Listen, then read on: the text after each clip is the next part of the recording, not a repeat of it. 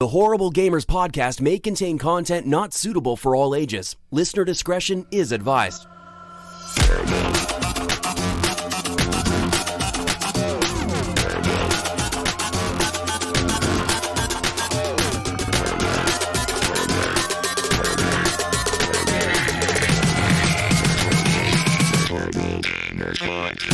Welcome, ladies and gentlemen, to Horrible Gamers Podcast, show number 309. We record on May the 30th, 2020. I'm one of your hosts. Jesus also known as Jesus Walks Out. Today, I'm joined by my friend from the West Coast to Best Coast, Gunny Chief Henry Merrill. Welcome back, Gunny. Welcome. Good day to you, gentlemen. How are you? Howdy. Hi. Things are wonderful out here. Cool. Well. Good.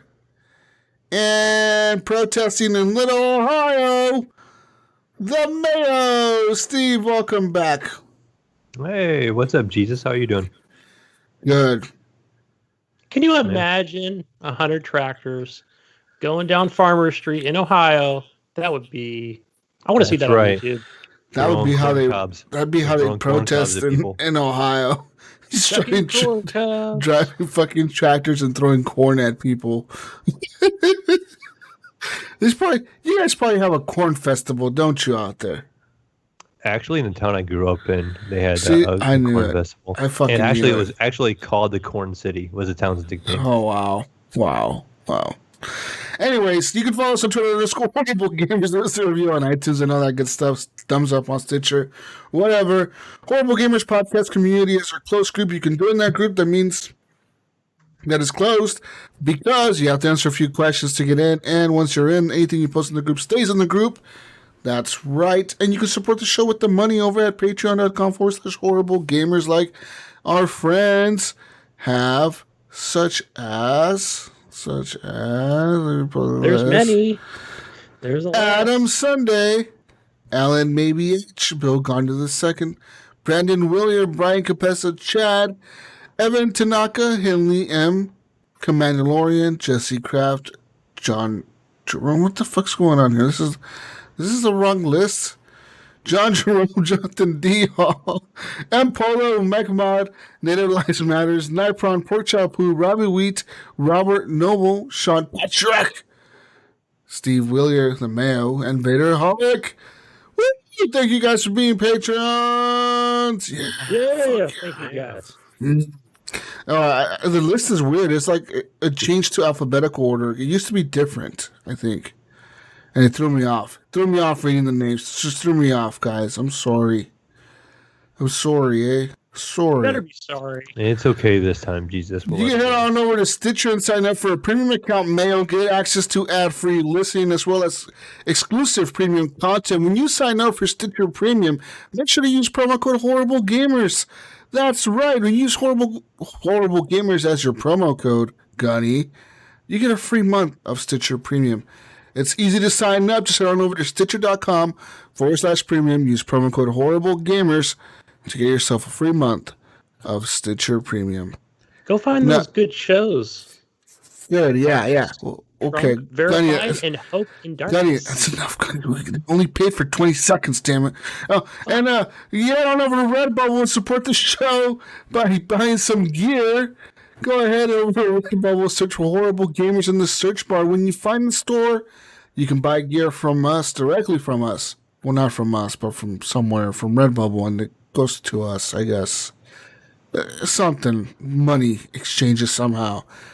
Anyways, you can support the show by buying a t-shirt, some coasters, a poster, a toaster, and roaster. And socks. Jesus, I'm thinking about buying that shower curtain. You buy that shower curtain, Mayo. I want to see your shower have that shower curtain. I need to buy a new one. You need to get that shower curtain. I thought about buying that shower curtain. You know what? I think I'm gonna buy it. Maybe you should buy it first. I need to see like a demo of it. You need to buy it first. You need to tell me the quality of it, and then maybe I'll buy it. I think the bathroom in my new place, it has glass shower doors. Well, then you break the glass. Listen, you break the glass.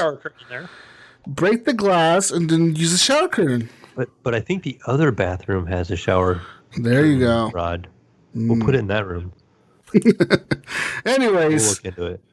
Head over to Redbubble, support the show at Redbubble by searching Horrible Gamers and buying some gear. Anyways, let's move on now to the intro song. It's done by Fowler and Twistix. Quick shout out to them. We got a HGP remix for their song Breakout, and also the outro music this week will be provided to you from our friend Ricky Alfares. He sent us a new song called Electro Kung Fu. Oh yeah. Electro Kung. I thought it at first said Kung Flu. I was like, oh no. I was like, oh no. What's going on here? But no, it says Electro Kung Fu. So there you go. Thank you, Ricky. We're going to be using your music today for the outro of the show. Let's talk about video games, guys, and we've been playing this week. I played some games. I play games. I play games. Did you? What? I tried to play games with you, but we couldn't get hooked up. I played more Red Dead Redemption 2 online with Brink. Actually, I gifted him the game. You know, he's my friend, and I gifted him the game. And we were playing online, and the online with friends is so much fun on the PC. Like, we were doing this mission. It was really cool. It's a story mission. So there's a campaign in the online. I don't know. I talked about this last week. I know I did, but I'm talking about it again, motherfucker. You, yeah, I'm talking about it again. Anyways, this mission. It requires you to have, like, dishonor. Like, you know how there's the honor meter that goes up and down, honorable and dishonorable or whatever for committing crimes or helping people or whatever. So for, like, to, like, trigger these new sets of missions, you had to be dishonorable. So the way you could do that is either by, like, straight up murdering people and robbing people and killing everything in the fucking world. Or you can just pay this guy, like, 3 gold bars and he can change it to whatever status you want it to be. So, like, say you need to be honorable and you are dishonorable, and you don't want to go through the whole thing of, like, petting your horse and feeding the fucking horse and helping strangers or whatever. Like, you can just pay this dude 3 gold bars and he makes you honorable or whatever. Same thing. Oh, so it's pay to win now, huh? Kind of, not really, but you don't really win, but you do pay to, like, advance faster the story. Anyways, I have like 45 gold bars. I don't know how I have so many, but I have like 45 gold bars in the game. So what I ended up doing is I ended up paying the dude, and I went to dishonorable, like all the way down to dishonorable. It doesn't go all the way down. It kind of goes just to, like, enough where it triggers it, you know what I mean? Like, it knows, like, where it's going to trigger the missions at what level, and it just takes you right there, and boom. And sure enough, the missions pop up, and you start doing missions with this dude who, he used to be part of this gang, this outfit. He's like, I used to be part of this outfit, but they betrayed me. Now I'm going to go get them. Yeah. But anyways, so you had this big plan. The big plan was to, like, this big robbery they were going to do, and they were going to make a lot of money. Good. Feel too rich now, Mayo. And so they had this big plan, but they double-crossed him, and now he wants revenge on his old gang. But he doesn't want to be seen killing them, so he wants you to kill them for him.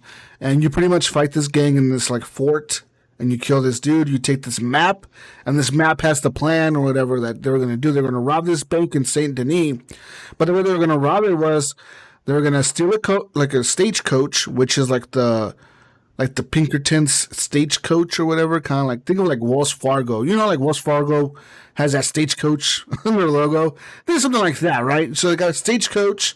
And then you got to go, so, like, in one mission, like, you go and you hijack the stagecoach from, like, the Pinkertons. Like, so, like, it's a bunch of Pinkertons, like, the detective agency. They're rolling through town or, like, the forest. And you pretty much ambush him and you kill all of them. And you take their stagecoach and you run it, like, super fast. You have to, like, fucking protect it or whatever. And then you take it back to base, this house, and you hide it. And then you go and you steal a bunch of uniforms from the Pinkerton agency. So you go and you steal, like, all these uniforms and shit from them, from, like, this train car or something. You hijack a train, you steal a bunch of uniforms. And then pretty much the mission goes down where, like, you and your 3 other people that are in your story mission, so you and 3 other players that are the online players, you all dress up like Pinkerton agents. You, like, have, like, the suits on and shit, the badges. And then you get into the stagecoach, and you're riding in Saint Denis, and you pull up to the bank, and the manager's waiting for you because it's like they're supposed to pick up the deposits or whatever. And he's like, "Oh, I've been waiting for you guys forever now. You guys showed up a little early today, huh?" And they're like, partner, That's what you say. You don't really talk in the online. You just like grumble and shit. Sure thing. Partner. And then he's like, "Oh, let me go and take you back here and open this safe now real nice like." And then he goes to the back and he opens the safe. And then once he's inside, he lets you like into the safe room or whatever, you have a choice to like tie him up or kill him. So like I hog tied him real quick. I pull out my rope and he's like, "What's going on now? Oh no!" And he like hog tie him real quick. And then you got like Brink is watching like the front door. I got the other dude in the safe with me, and he's like lock picking the other safe or whatever. He's cracking it, and I'm cracking the other one. And you have the choice to either like crack him quietly or just blow him up. But we're like cracking these safe, and this dude's like, "Help, help!" And the other dude like hits him in the head, like knocks him out or whatever. And then we go and we steal the shit from his office, like these like bonds. This is what you're stealing, is these bonds from this oil company. And pretty much as we're walking out the door, we're just walking out the front door. There's these two cops that are like, "What are you guys doing?" And the dude just fucking shoots him. Our partner just fucking shoots him in the head. And next thing you know, we got like the entire police force of Saint Denis fucking chasing us in our wagon. And we crash our wagon. And it gets pretty wild. We have to like run through the streets, and these cops are chasing us. And then we get to the cemetery, and we gotta like do our last stand, like it's pretty much 3 of us or whatever left. And we gotta hold off like all these cops coming down these like narrow pathways in the cemetery. And then we have to make our great escape, Mayo, by jumping on a moving train. Yeah. Mm-hmm. So, and then I thought we were going to make a lot more money than we did, but we made I think it was like $200-$300 off of that mission. That's not a lot of money for back then. It wasn't too bad. So, me and Brink were playing that mission, and that mission was a lot of fun. Like, shit like that in the game makes the online so much fun. And there's like another mission where, I played this other mission where you take this lady, the lady that busts you out of jail in the beginning of the online. You take her to meet the guy that killed her husband, this guy that double-crossed her husband or whatever. And she meets him like in the middle of town, and he has all his bodyguards with him and shit. And you're her bodyguard, and you and whoever's on your mission or your posse is the bodyguard for her. And she just shoots this dude right in the fucking chest. She's like, "Oh, hold on, let me pull something out of my purse." And then she just, boom, fucking shoots him in the middle of the street. And next thing you know, everyone's like, "Oh, shit." Everyone's like fucking shooting at each other. And you gotta like protect her and take her to like you gotta split up. Your posse has to split up, like the people playing online. Like some of you have to go and protect her and like escort her back to the wagon and get her out. And the rest of you have to like fight your way through the town and like get this one dude to like give this fucking paperwork to you or some shit. So then, you do that mission. That mission was really cool. Like I said, the online mode in Red Dead Redemption 2 is a lot of fun. They really did a good job with some of those missions, and it really feels like a fleshed out story. Like it doesn't feel like half-assed. You know what I mean? No, I played a lot of it earlier this week, and it is a ton of fun. And no, they definitely did not skimp out on a lot of the details. It's amazing. Yeah. So. Yeah, Jesus, I also played. I was going to try to get with you this week. So this was my first start on it, and so I did the mission at the beginning where you have to steal the horses from the, they were like horse thieves, and they had another group that stole the horses before they could steal the horses, and you had to steal them back. Yeah. And you had to go in there and you shoot your way through it, and you steal the horse, and you're riding back, and they're chasing you, and you're looking behind you and shooting them as they're chasing you, and and you had to get away, and I got back to the camp, and that's kind of where I stopped at that point. But yeah, man. Other than that, we were doing bounty hunts. We were like I had a posse after this mission. The people that we were playing with, they just kind of stuck around. They stuck with me or whatever. And it was like me, Brink, and these other 2 random dudes. And we were like, I would go up to the bounty posters and pick a bounty, like arrest these 2 people or whatever. We would all ride out to that one area, and then Brink would be like lagging way behind because his horse was like super ghetto. He had like the first horse you get in the game, which is like super slow. Yeah. So we're like fucking hauling ass way at it. And he's like, "Oh, I can't keep my horse." Every time he got there, by the time he got there, we had already arrested the dude, killed off his whole gang. And he's like, "Oh, great, guys, that was fun." I'm like, "Yeah, that sucks." But yeah, it was a fun time though. In the online world, it's pretty nuts because the whole map is open to you. So if you've never seen the entire map of Red Dead Redemption 2, because you didn't beat the story or whatever, it was too long, you didn't beat it, I suggest just launching the online, go to free roam, and just literally walk around that world. If you don't fuck with nobody, like if you don't fuck around and flip somebody off or something in the game, nobody's gonna mess with you. Like none of the online players will mess with you.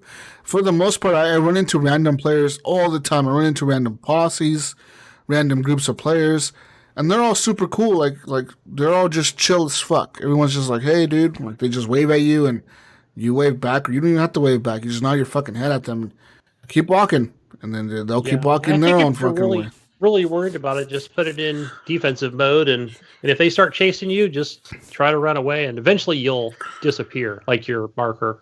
Yeah, like know where to find.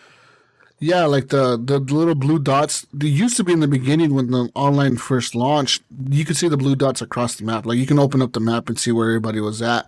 Now you only see the people that are really close to you in your proximity. So they got it set up now where you're kind of hidden. So it seems like you're not online, and then all of a sudden you run into a gang of like people that are just shooting it out. Like, holy shit, what the fuck is going on? Yeah.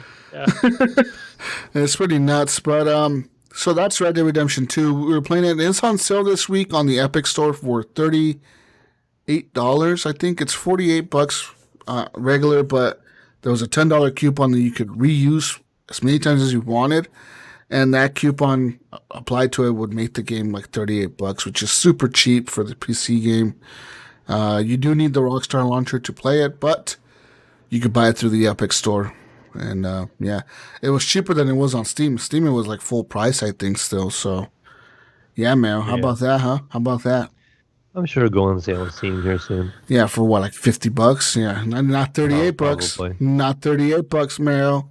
That's right. Speaking of $38, I might be spending $45 on this game soon. And this is a new game that I played this week. Brink convinced me to download it because they have finally launched into Alpha 3.9.0, I think, or 3.8.0. 3.8.0 or 3.9.0. Something like that. Star Citizen. So, Robert Space Industries. I downloaded the launcher, and I actually launched the game, and the game runs okay. It's actually a lot buggier than I thought it would be, but it's also a lot better than I thought it would be. You pretty much start off the game in this like space station, in this like apartment, and you like wake up and you open up your eyes and you're like laying there in bed and you can like move around, and then you walk out of the space station thing in like this apartment. And then you're just in this like this fucking world, Gunny, and it's fucking nuts. I've never in my life had a better experience than this. This is literally like I was wowed. I was everything that I saw was like wow. It was like a fucking little kid at like Toys R Us or something. You know what I mean? Where just everything fucking amazed you, and it was incredible, man. Star Citizen is really something else. I finally deleted that launcher because I did play one of the free weekends, over 3-4 months ago? But I just thought maybe I'll just wait for it to actually kind of come to like an early access stage before I go ahead and try and play it again. Yeah. I just want to, yeah. So I was playing it, and Brink actually like it was really cool. I was able to stream it through Discord for Brink. So he was watching my screen on the Discord, and he was able to kind of talk me to the beginning of it. He was, because there's no tutorial, there's nothing. There's no marker, there's literally nothing. You just start the game. Like that's it. Like good luck. You start the game. Good job. You launched it. Start it, motherfucker. So he like kind of like talked me through it. He's like, all right, go to the right. This is where the spaceport is. This is where this is at. So we like right now they have this thing called like it's like almost like Fleet Week for the Navy here, like in real life, but it's in space. So like they're celebrating the launch. That's the game was free this week or last week or this week, but they were celebrating the launch of the 3.9.0, which also launched the Navy Marines in the game, and so pretty much you would get into this space shuttle type thing, like this like bus thing or whatever, like a tram system, and it would take you through the sky, and you would like go up in the sky and see the whole city. And I was like, holy shit, this is nuts! Like it looked like cyberpunk. Like everything was like very cyberpunky looking with like holograms everywhere and shit coming off of walls and logos and advertisements and like, welcome to blah blah blah, and then you'd hear like ads for shit or like join the fucking Space Force or whatever the fuck, and then pretty much you show up to this like convention center or something like that, and that's where the Navy had set up like all their banners and their recruitment center, and you can go up there and pretty much they were like displaying all the ships in the game, like they were like, it was called like the fleet, it was called Fleet Week or something like that, and they were displaying all the ships that you can fly in Star Citizen, and pretty much you can walk up to any of the spaceships inside that room, which there were a fucking shitload of them, and you can like press F or whatever and then like interact with it, and you can rent it. You can like say like, I want to rent this fucking spaceship, and it would be like, all right, like it would show you the normal price that it would cost, which some of them were like literally like $750.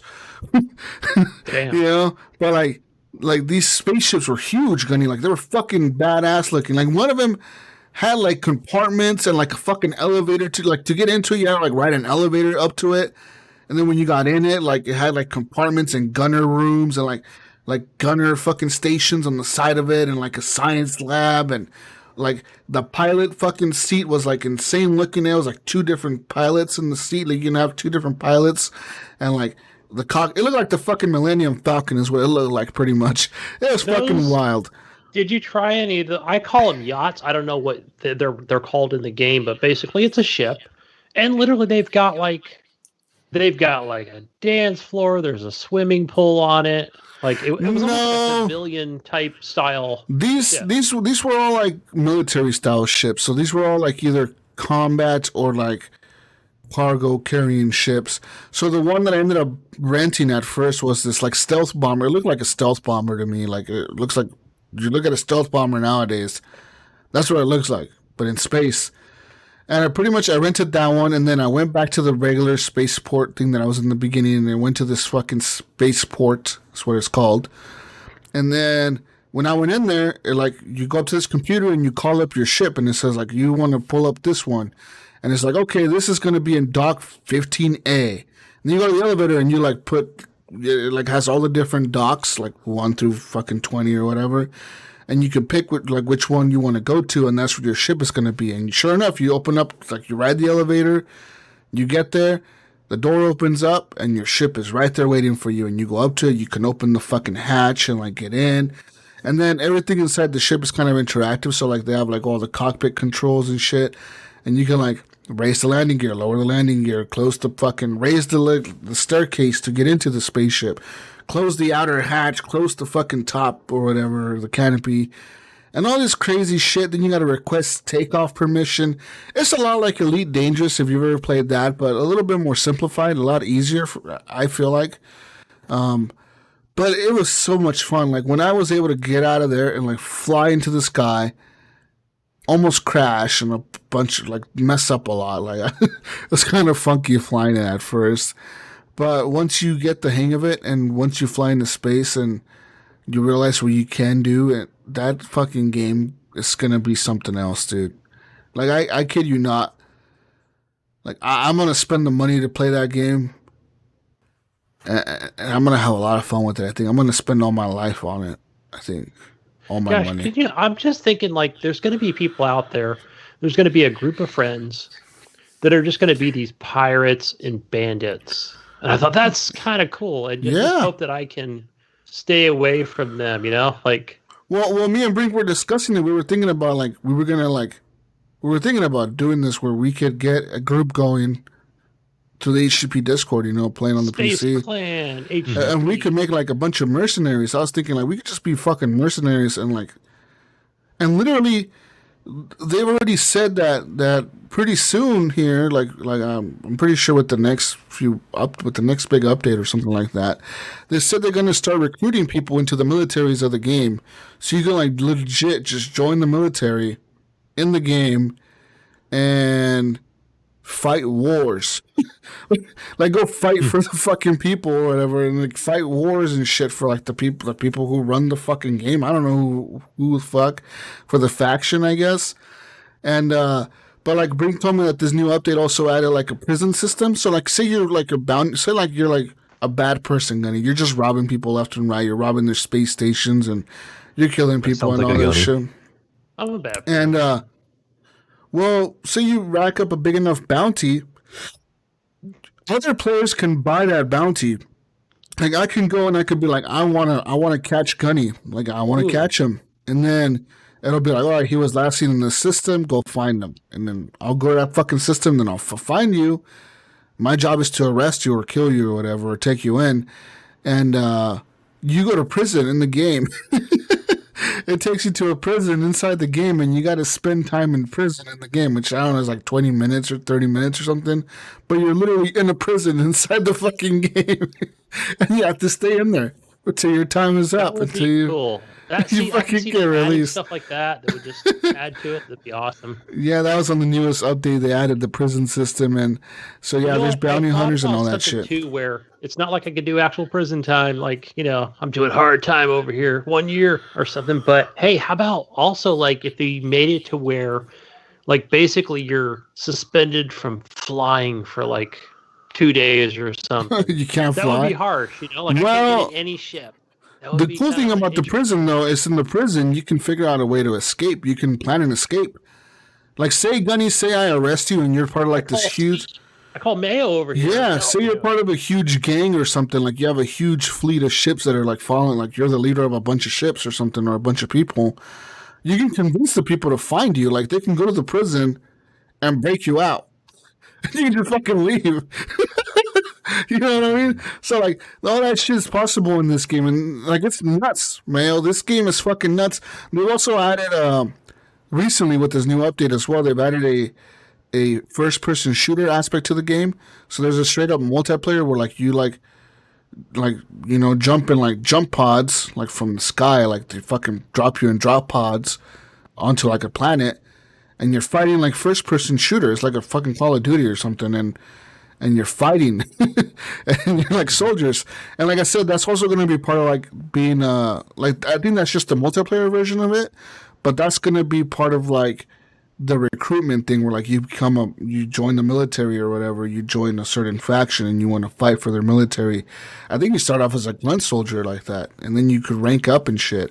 Like the ambitions that they have set out for this game are fucking nuts. Like, they really are, and some of the game was like, whoa, like this is a little buggy. Like I can see this is a little buggy. Like for example, my stupid spaceship, I was flying, and all of a sudden the canopy would open, like the top. Yeah, it's just like, I've had that happen. And I'm like, what the fucking Brink's like, why'd you open that? I'm like, dude, I didn't fucking open shit. He's like, close it. I'm like, how the fuck do you close it? And I'm trying to figure out how to close it. I'm looking at it, trying to press all the buttons, and yeah, so it's kind of wonky in some places. But once you got to like I went to the space station, right? And in the space station, my job was to deliver this package to it. So like I had my box. No, I was picking up my box from there. So I went to the space station. I picked up this yellow box, right, from this place, this store or whatever. And the mission was, you got to grab this yellow box and take it to this guy over here, and you're delivering this package. And that's it. That's the whole thing, is you're delivering this box. We don't know what's in the box. Amazon in the future. If you could lose the box and fail the mission, or someone could steal the box and deliver it and then they get paid, or whatever. But this is the box you gotta deliver. Good luck. So I was gonna receive like 6,000 credits for delivering this box. So I have this box, right, and I'm running back towards my spaceship, and I get up next to the elevator. No. What happened was I went to go use the computer to call up my spaceship to the dock, right? Like you have to call it to the dock or whatever, and then you have to go to the dock. So I was trying to call in my spaceship, and I called it in, and then I ran to the elevator, forgetting that I laid the box down, guys. So I laid the box down before I used the computer. Now, mind you, this space station is in the middle of nowhere. There was nobody else on the ship, or so I thought. So when I get to the fucking elevator, I turn around and the door's closed, right? And as the door is closing, I see this dude running up to the elevator with my box in his hands, right? He's like running towards the elevator, and then I'm like, oh fucking, and Brink's like, dude, did you fucking drop the box? I'm like, yeah, how to use the computer? He's like, oh fuck. He's like, that guy has your box. I'm like looking around the elevator. I'm like, fuck, he does have my box. So I go down. So the elevator closes, right? It goes down to the dock, and then I press the button again, so it takes me back to the main lobby or whatever. So I go back up to the lobby, and the dude is standing there in front of the elevator with the box, and he's looking at me. And I'm looking at him, and I'm like, put the fucking box down. And he's like looking at me. I'm looking at him, and the fucker just takes off running. So next thing you know, it's like I'm just chasing this dude all around the space station. You know, I'm chasing him all around the space station with he has my box, and I'm just fucking chasing him, Gunny. It is fucking hilarious, man. This dude was I think he was trying to throw it overboard or something. He fucking totally trolling you. He was trolling me hard. And finally, he dropped the box on the floor, and I grabbed it and I took off, and I went to the drop-off point on this random moon, on this random system, and I got paid. Nice. So that's Star Citizen. It reminds me of something like you would find in like Grand Theft Auto or Red Dead. You know, just that openness. Yeah. You never know what's going to happen. Yeah, you know, it really is. It's just anything can happen. Like. And this is the truth, because you could just like be flying through space and like all of a sudden fly into like a huge fleet of fucking ships, and they're like, hey, give us your shit, and you're like, oh fuck. Okay guys. You know what I mean? I'll definitely be downloading it the next time there's a new patch or a new update to it. Yeah, and I think 4.0, so right now we're on 3.9. I think they already said that the 4.0 alpha is launching in August. So that's the next big update. They said would be August or September for the 4.0. So how long do you think it is before they kind of enter this? I mean, I guess it already is kind of this early access. Well, it really, yeah. It is early access. Okay, so let me ask you this: how long before you think that we get more of the mainstream streamers on playing this game?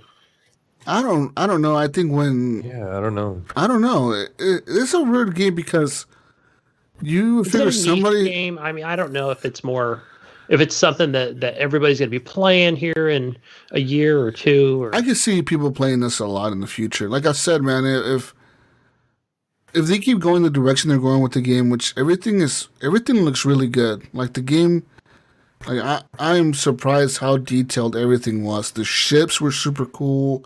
The environment was really cool. The NPCs were detailed. Everything was like, it really felt like I was in a living like world almost, you know, because like they have advertisements for these burritos, like the dynamic burrito or whatever the fuck, or dynamo or something like that, dynamite burrito or something. And then I rode the elevator down to the main floor, like the main floor where everyone was walking around, and there's a stand there, and the guy's selling burritos, and you can go up to him and buy one and eat it, and that heals you up or whatever. And you got to watch your oxygen level, you got to watch your temperature levels, your water levels. All this shit is going on in the game constantly. You know, it's kind of wild. But I look forward to it. I kind of wonder what they're gonna do for the Squadron 42, like that story, because that's going to be a single player only. With one thing they first announced, that's a single player only campaign, and I wonder if it has to be following a soldier, right? Like Squadron 42. What the fuck else is it going to be? So yeah, I can probably my guess here is just seeing them. I would say a good 6 months from now, seeing this as an early access on Steam, or do you think that whoever this developer is just going to try and keep it on their own launcher platform? You're not gonna see this on Steam. This is gonna be on their own launcher because this is so big. I'm telling you, man. Like when you get in there, Gunny, and you realize all the shit you can do in this game, it's so hard to explain to you guys the things you can do in this game. You just have to go in there and really experience it. It's like VR. Like I can sit here and talk to you all day about it, and you're gonna be like, yeah, whatever, Jesus. And then you experience it, and you're like, holy shit, everything you said was true. You're Yeah, in the one thing line. I regret from playing the last free weekend or free week was just not getting on that tram and traveling. That tram takes you everywhere. It takes you to this like different areas of the world. There's so much things to do, man. And not just that, you can go to like other fucking planets, Gunny, fly around to random space stations, do whatever you want to do. Just do it. Sweet. Yeah. Other than all that, what else did I play? Let me think. Let me fucking think if I played anything else. Any man eaters? Oh no, I haven't played more of the Man Eater. I was gonna play that today, but I had to do the podcast, so I haven't played that. Minecraft Dungeon? Nope, haven't even downloaded that. I hear it's 3 hours long. I may I heard it download it was soon. 5. I don't That's what I've know. I been mean, I download all these games and I never fucking play them, so who knows, man? Maybe I'll play it sometime. Maybe I won't. Oh no, one game that I got this week that's actually a game that I was having a fucking blast with. It's the remake of Mafia. So Mafia remakes are available on Steam right now. They're for sale for $60 for the trilogy. So you get Mafia 1, 2, and 3. Or you can buy them all separately. But I think if you buy them all separately, it ends up being like $99. So you save like $40 if you buy them separate or together, I guess. Did they say when Mafia 1 remake comes out? Or August. Anyways, say you already own Mafia 1 and 2 and 3, Mayo, on Steam or whatever. You actually get Mafia 2 and 3 for free. Like the upgrades, you get them free. Like that's pretty cool, man. So I didn't own them, and I wanted to buy them because I don't know if you guys know this, but Mafia is really a series that I always loved since I first played them when I was like real young, dude. I shouldn't have been playing the game, but I did. I was fucking young as fuck. Like, right? I remember on the PS2 Mafia 1 that I played it on, I think, or the Xbox original. And then I played Mafia 2 when it came out, like in 2009 or something. But the original Mafia was so good. It's like a mob movie. Literally, you start off as this guy who's like telling his story, like he's like being an informant to the FBI, and he's telling his story about like how he like became like pretty big in this mob, you know, like how he joined it, how he grew up in the ranks or whatever. And then in the second game, Mafia 2, you start off as this guy who's coming back from World War II, this Italian guy, and you know, your friend, you know, didn't go to the war. Your friend stayed in the U.S. and he joined like the mob or whatever. And like once you came back, he's like, "Hey, you want to make some fucking money?" And you're like, "Yeah, fuck yeah." And he's pretty much like, "All right, motherfucker, I got jobs for you. Let's start doing shit." You start hijacking cars and all kinds of shit, you know, and you join the mob also. And there's a really cool tie-in to Mafia 1 and Mafia 2. Like, you'll never know it if you've never played Mafia 1 and watched it all the way to the end of the credits. You'll never know what the tie-in in Mafia 2 is to Mafia 1. You'll never know it. Literally, Mafia 2, there's one mission that happens, and that ties the game to Mafia 1. There's one mission. That's it. And it's random, too. It just happens. It's just like, hey, do this thing real quick. And you go do it, and it ties the whole thing to Mafia 1. And Mafia 3 is just a completely separate fucking story about that one dude and fucking, where's it, New Orleans or some shit? Anyways, Mafia 2, though, man, they've remastered it. The game looks good. I'm playing it on my OLED. I'm playing it in 4K resolution. Oh my. Yeah. Oh, dum dum dum. I'm getting 60 frames pretty good. It's pretty solid. It's an older game. You can definitely tell it's an older game because of the gameplay, you know, like the shooting and the movements and all that, like the driving and everything feels kind of weird because it's old, but I'm playing it with an Xbox One controller, the Elite. So So playing it was cool. One thing that I forgot this game had, which like a lot of games don't have ever anymore at all, really, is this game has like a fuel gauge system. Like your car runs out of fuel. Yeah. Like I completely forgot that this game had that, and the original game had it too. Like in the original game, there was a like the whole story is really linear, kind of, right? Like there's not much to do in the world, but the story's kind of linear, so you're just kind of going from point to point doing missions. But in the original game, they actually had a free mode or whatever, where like you just drive around the city and do whatever. And the thing about the first game and even this second game is the cops do react to like seeing you commit a crime. Like it's not like GTA where like you crash into a car in front of a cop, the cops keep driving by. You know what I mean? Like whatever. You know, they just crashed head on. Yeah. This guy just fucking ran a red light and smashed into 5 cars, and we're just gonna keep driving by. You know, like in this game, if you fucking run, like if you run into somebody or you run into a car in front of the cops, and you start driving away, the cops will start chasing you. You know, they'll be like, hey, you know, they're like, what the fuck? This guy's just hit and run, you know, and they're calling it in the radio. You know, you can hear, hey, we got the suspect on a hit and run, and they're calling in your plates and all this shit. And like it escalates. It goes from like a warning, kind of like a ticket. They give you a ticket. You know, like, hey, here's a warning. Like we're gonna let you go, but like pay this fine or whatever. Or they go to like 2 stars where they want to arrest you, or 3 stars where they want to kill you, or 4 stars where they're gonna fucking really kill you.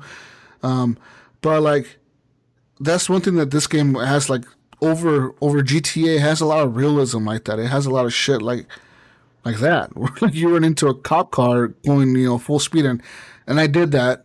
Unfortunately, I was driving full speed and I turned on because they have this driving. They have 2 modes. They have simulation driving and like normal driving.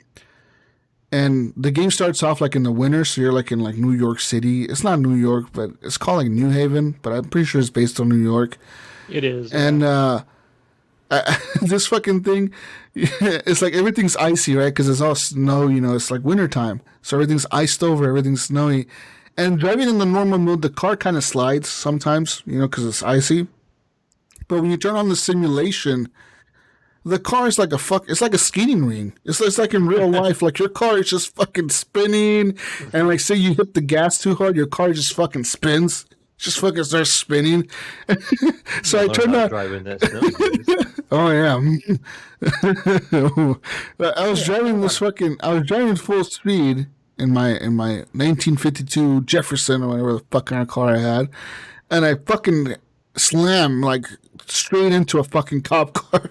like my light was a red light, and here goes the cop car crossing the street or whatever, and here comes me, boom, just fucking plows to the side of the cop car, and sure enough, they turn on their sirens like, hey, we got a fucking idiot over here that's hit and run.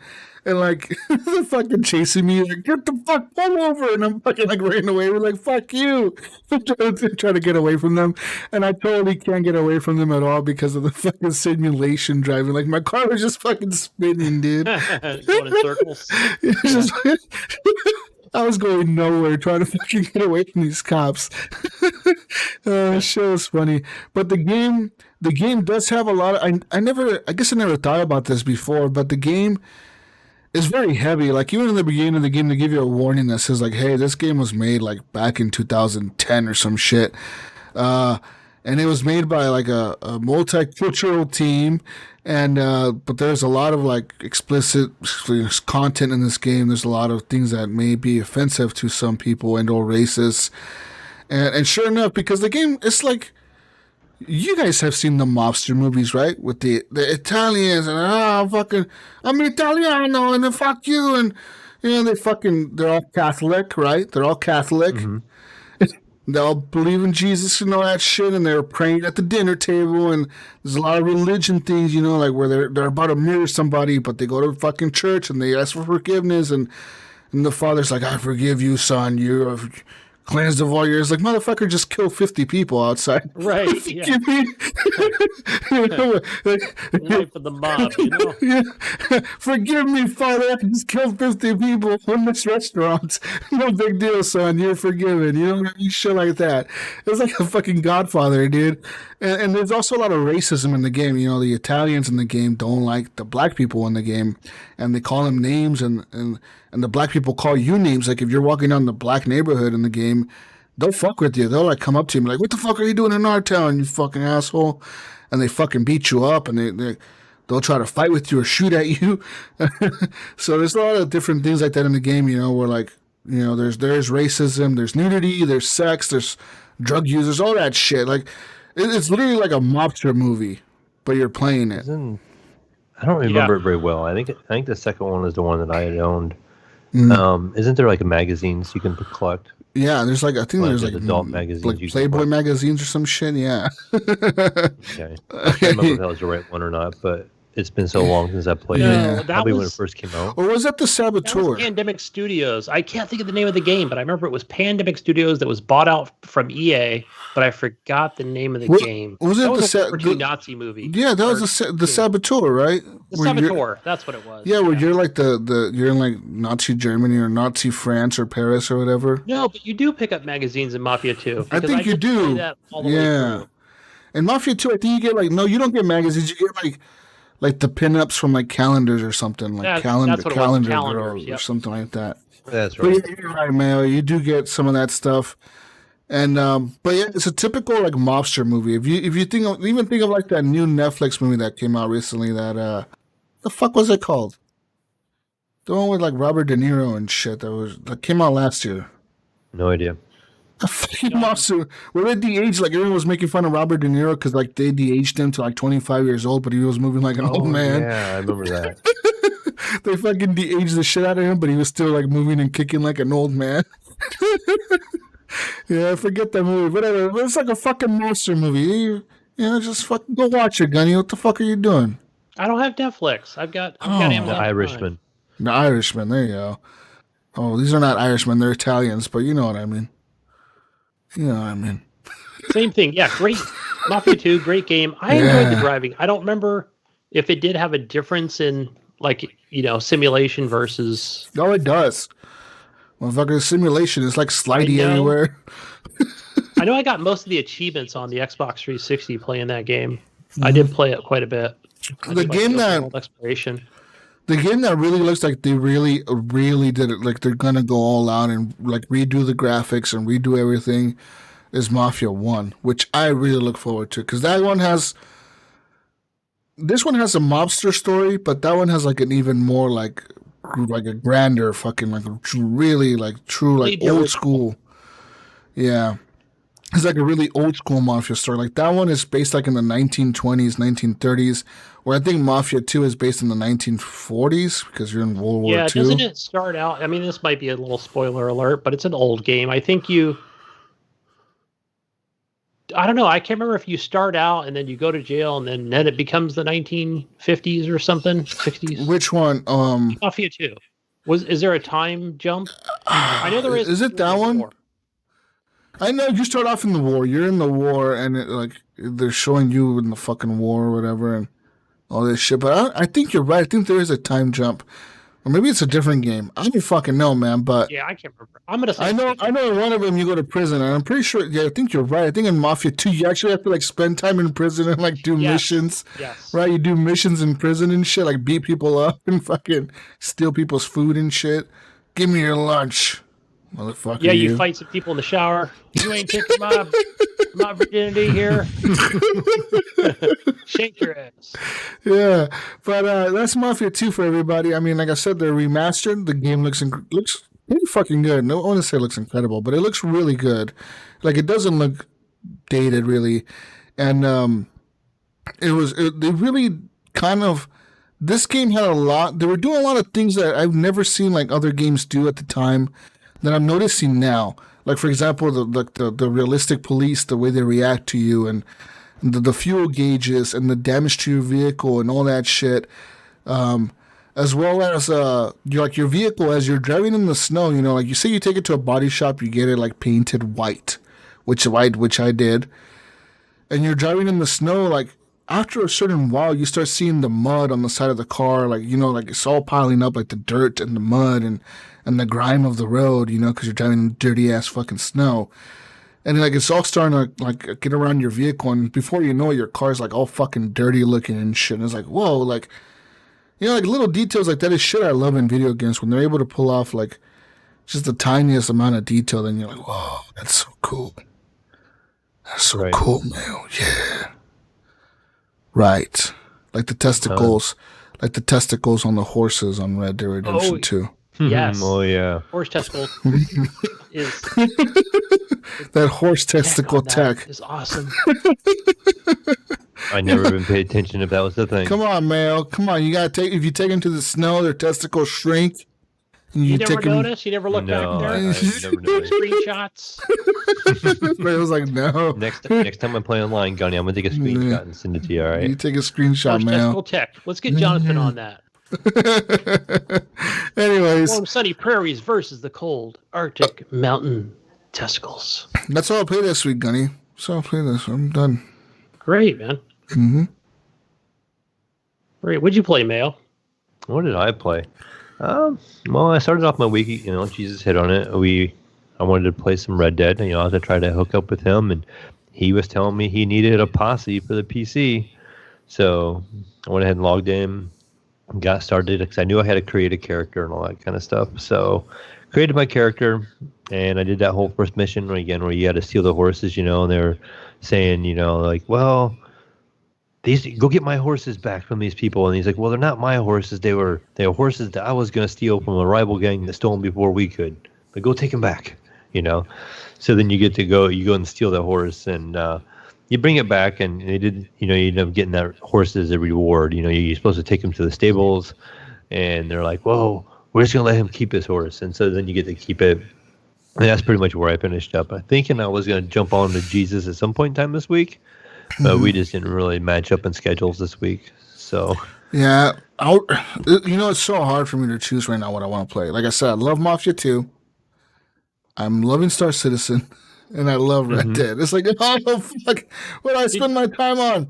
Did you buy the space game? Did you buy it? Star Citizen? No, I haven't bought it. Like, I'm this close, Gunny. Like, I'm just right here. I want to wait buy till it. 4.0, and then I think you'll probably be right there to purchase it. You think so? Yeah, I think so. Because I got like, all that shit right now. Like Mafia 2 can definitely, Mafia 2 and 3 could hold me over till The Last of Us comes out. And The Last of Us can hold me over till Ghost of Tsushima comes out. And then Cyberpunk comes out. And then Mafia 1 comes out after that. And then 4.0, Gunny. And then the new consoles. And then PS5. God. There's a lot to play. You sound stressed over there, Jesus. So much money. You know how much money that's going to be, Mayo? Yeah. Keep working. Just keep working every week. 500 for the probably 600 for the PS5, 600 for the Xbox. PC bullshit. They're probably going to come out with a new graphics card that I'll probably want to buy. September. Another $900 there.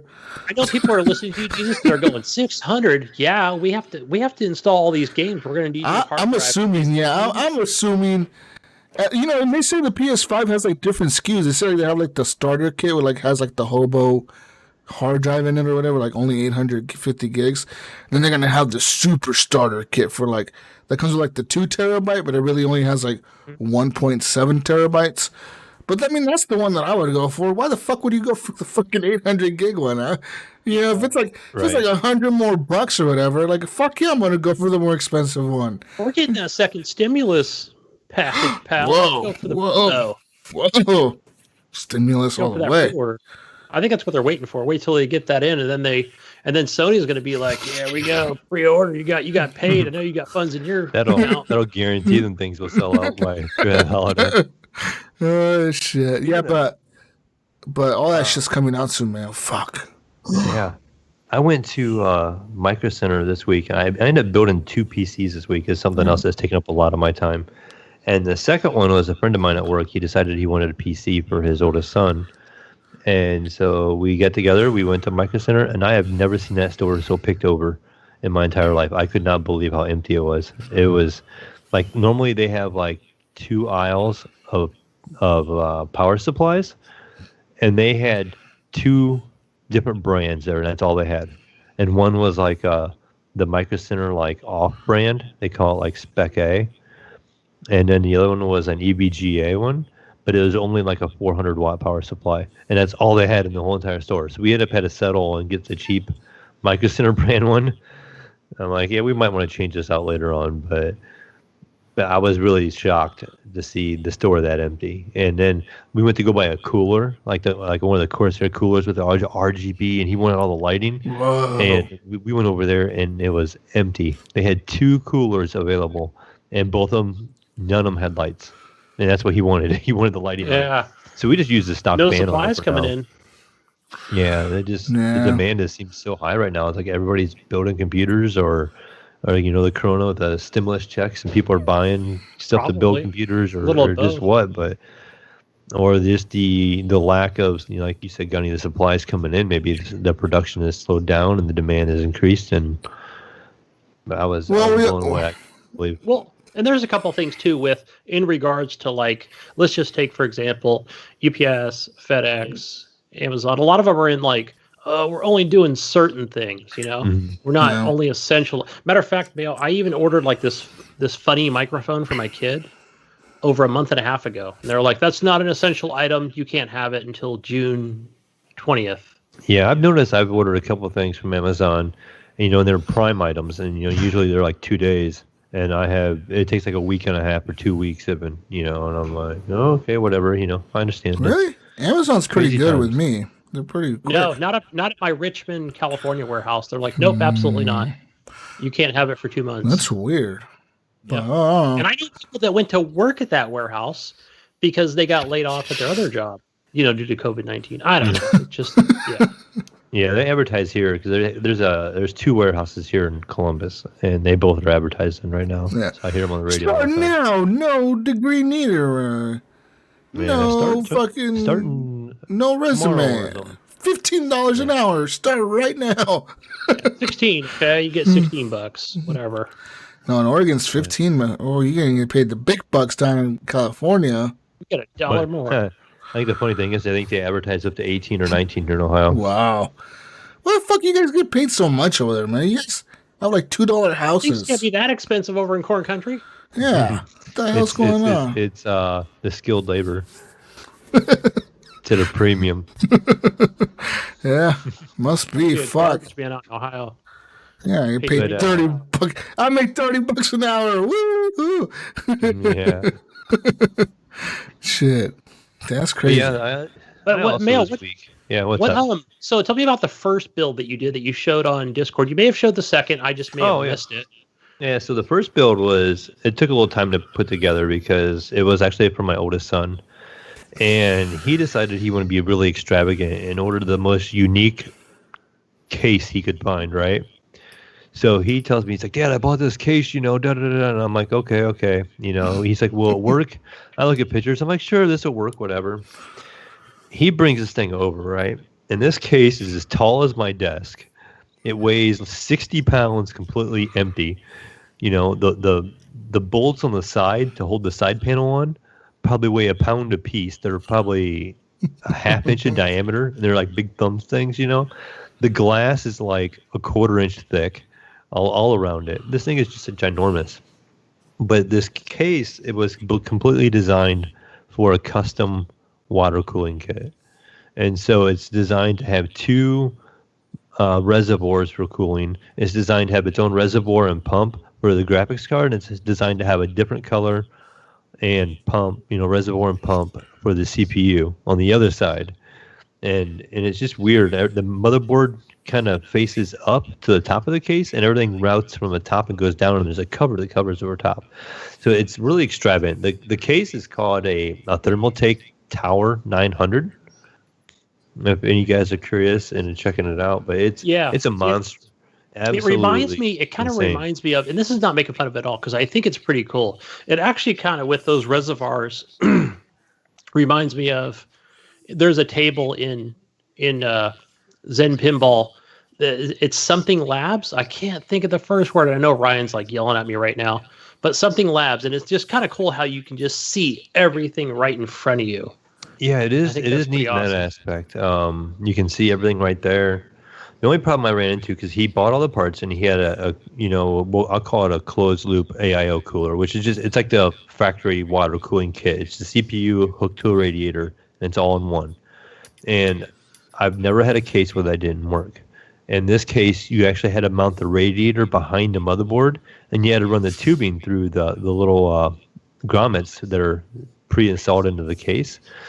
So you couldn't actually run an AIO cooler in this case. So I had to figure out how to do it without the cooler that he had. So we ended up just using the fan for now, and we're going to do a full water cooling kit on it. But a water cooling kit is somewhere around $400 for to make it look cool. So we'll wait until it gets a little more money and we get a little more time to actually properly research it and everything. And we're going to do a full water cooling kit on it. Nice. But it's a decent build. It's it's an AMD. I think he had the 3700X, or maybe it was a 3600X. It was a little bit smaller CPU, but then he bought a 2070 Super and put in it, and 32 gig of RAM, good old Windows 10. He bought 2 terabytes of hard drive space, M.2s, so it all run pretty good for him. He is still, I think he's still gaming at 1080p, so it's going to give him good frames. Yeah. And, the second one I built was almost identical spec-wise. It was, I know it was an AMD 3600X, and that's like their 6-core CPU. And then we got a GTX 2070 Super for that. And the case is really cool. Lan Lee made the case, and it's all magnetic. Like has a door that opens on the side, and the side panel, instead of taking the screws and pulling it off, it just is on a hinge, and you can open and pull it back. It's all magnetic. Really nice case. And they turned out really well. If you guys are curious, there's pictures on our Discord. So if you're not on there, join the Discord. You can see those pictures, or you can message me, and I can send them to you. Okay, still have them on my phone. Sweet, yeah, I'll take pictures of that second build that you did. Yeah, I'll send you some. But that took up like 2 days of my time. So I built one in one day and another one the next day. And then besides that, Gunny, I know you kind of played some of this too. I checked out a little bit of Minecraft Dungeons. And on my end, I ended up watching more than I ended up playing. So I had a chance to play it later on a couple of days ago. And I was super tired that day, and I started playing through the tutorial, and I'm like, I'm just too tired to play. I'm like half asleep at the chair, and my boy's watching me, and he's kind of telling me what to do and stuff. But he had played a lot, and he did beat the campaign. I don't know how long it took him, but so the first day it came out, he was super excited, and he started early in the morning. He played most of the day, and I get home from work. He's kind of finishing it up. And so he does. He beats the campaign, right, Gunny? Okay. And he's like, "Yeah." He goes, people are saying it's short, but when you beat the campaign, you go back through it on a harder difficulty, and I think what he was saying, you get better items and stuff like that. And better stuff drops, and the game gets harder the more times you beat it. So it's kind of like Diablo. It's like the real thing about Diablo isn't really about beating the campaign. It's kind of like keep going past that campaign, especially when you start doing like the online stuff with the leaderboards, where you take a seasonal character and you try to get in the top 50, on how hard of a dungeon you can run. But so he beat the game, and he was getting ready to start the second one. Well, he decided he wanted to check out like an online match, because he just beat it on this, a single player story or whatever it was. And so he did something, and he had to close the game to get to go to the online. And so what happens, he launches the game again to go back on, and it tells him, you don't own the game anymore. And he was like, what? Yeah, we do. It's like Game Pass. And so he's like, Dad, come fix this. So, it's like, okay, let me see what's going on here. I'm like, I had a similar issue this morning. So closed the game out, closed Windows out. I said, restart the computer and see if it fixes it. Restarted the computer, no luck.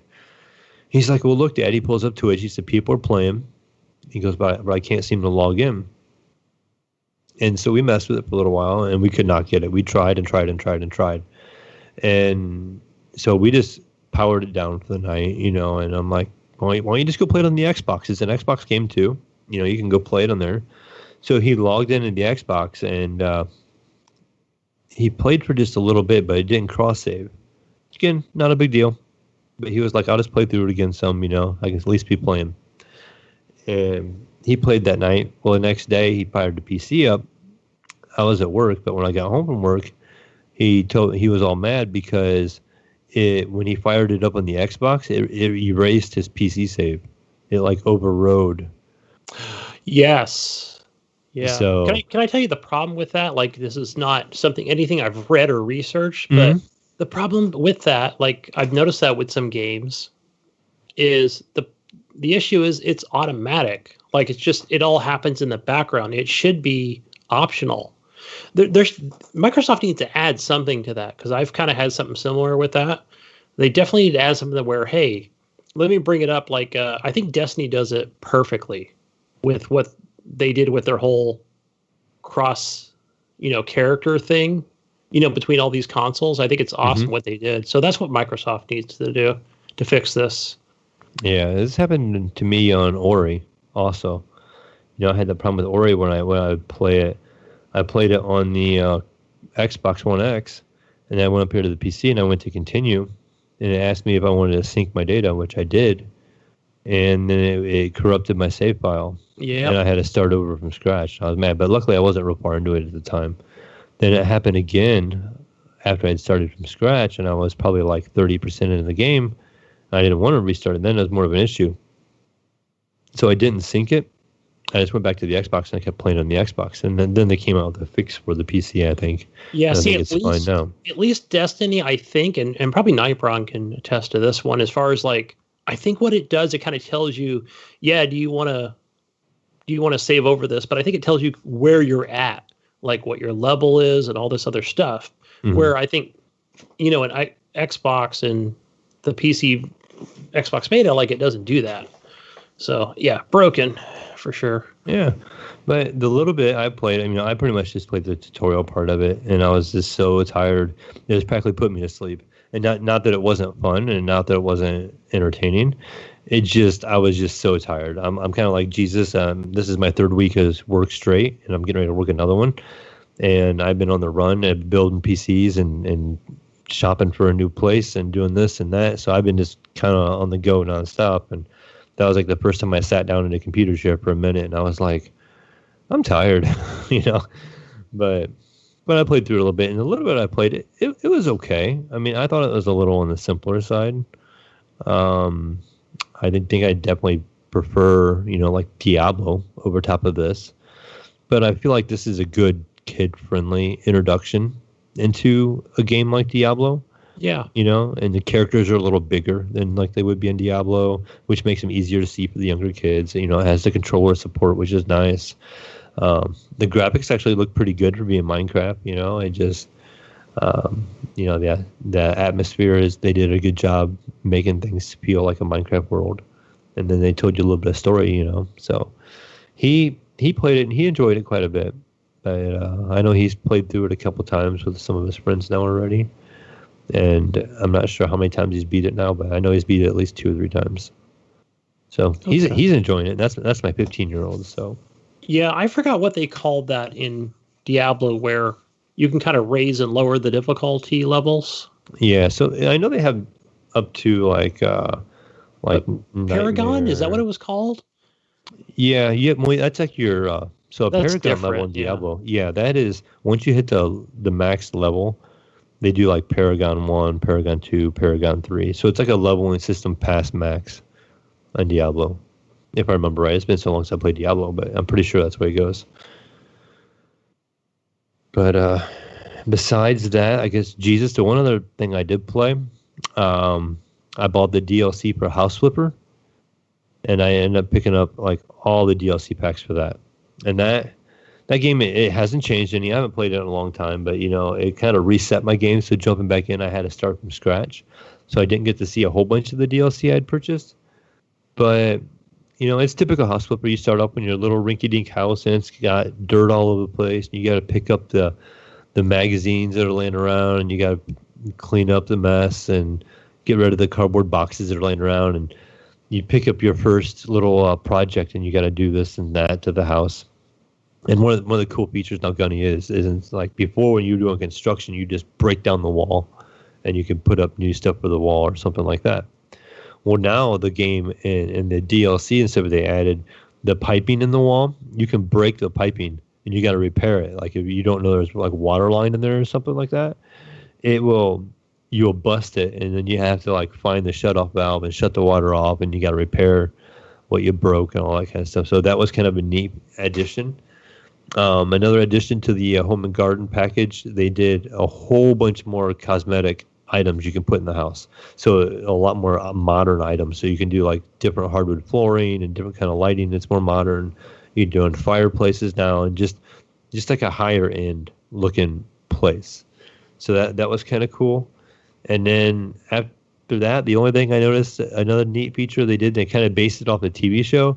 They have a before and after. So the game like saves a picture of the house and the layout of the house before when you walk into it and all the changes you made at the end. And it actually screenshots it, and it does like a little video, and it shows the before, it shows the after, and it gives you a couple screenshots, and it saves it. And so you can actually go and see what it looked like before and what it looked like after, your renovations, I guess. Yeah, so this is all done like inside the house, right? There's still nothing outside of it. I'm not sure. I think there is some garden stuff now, but I didn't get that far into it again because the game had reset.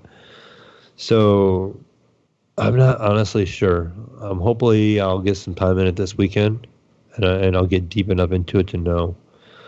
But I know they did have like a garden edition, and I bought everything they had. So if it is in there, I'll get that option here probably pretty soon. And you're having fun with this game? Oh yeah, it's a blast. It is.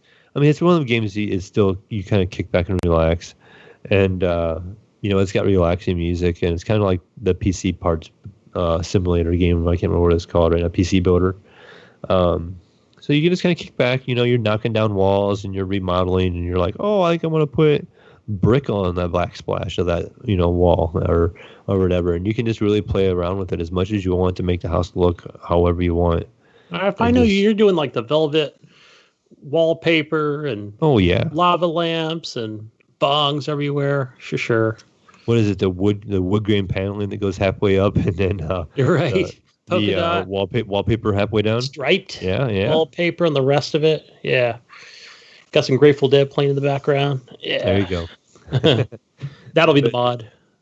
Yeah, I mean it's a neat game. I do know something that John and Michelle and over at VGO they did.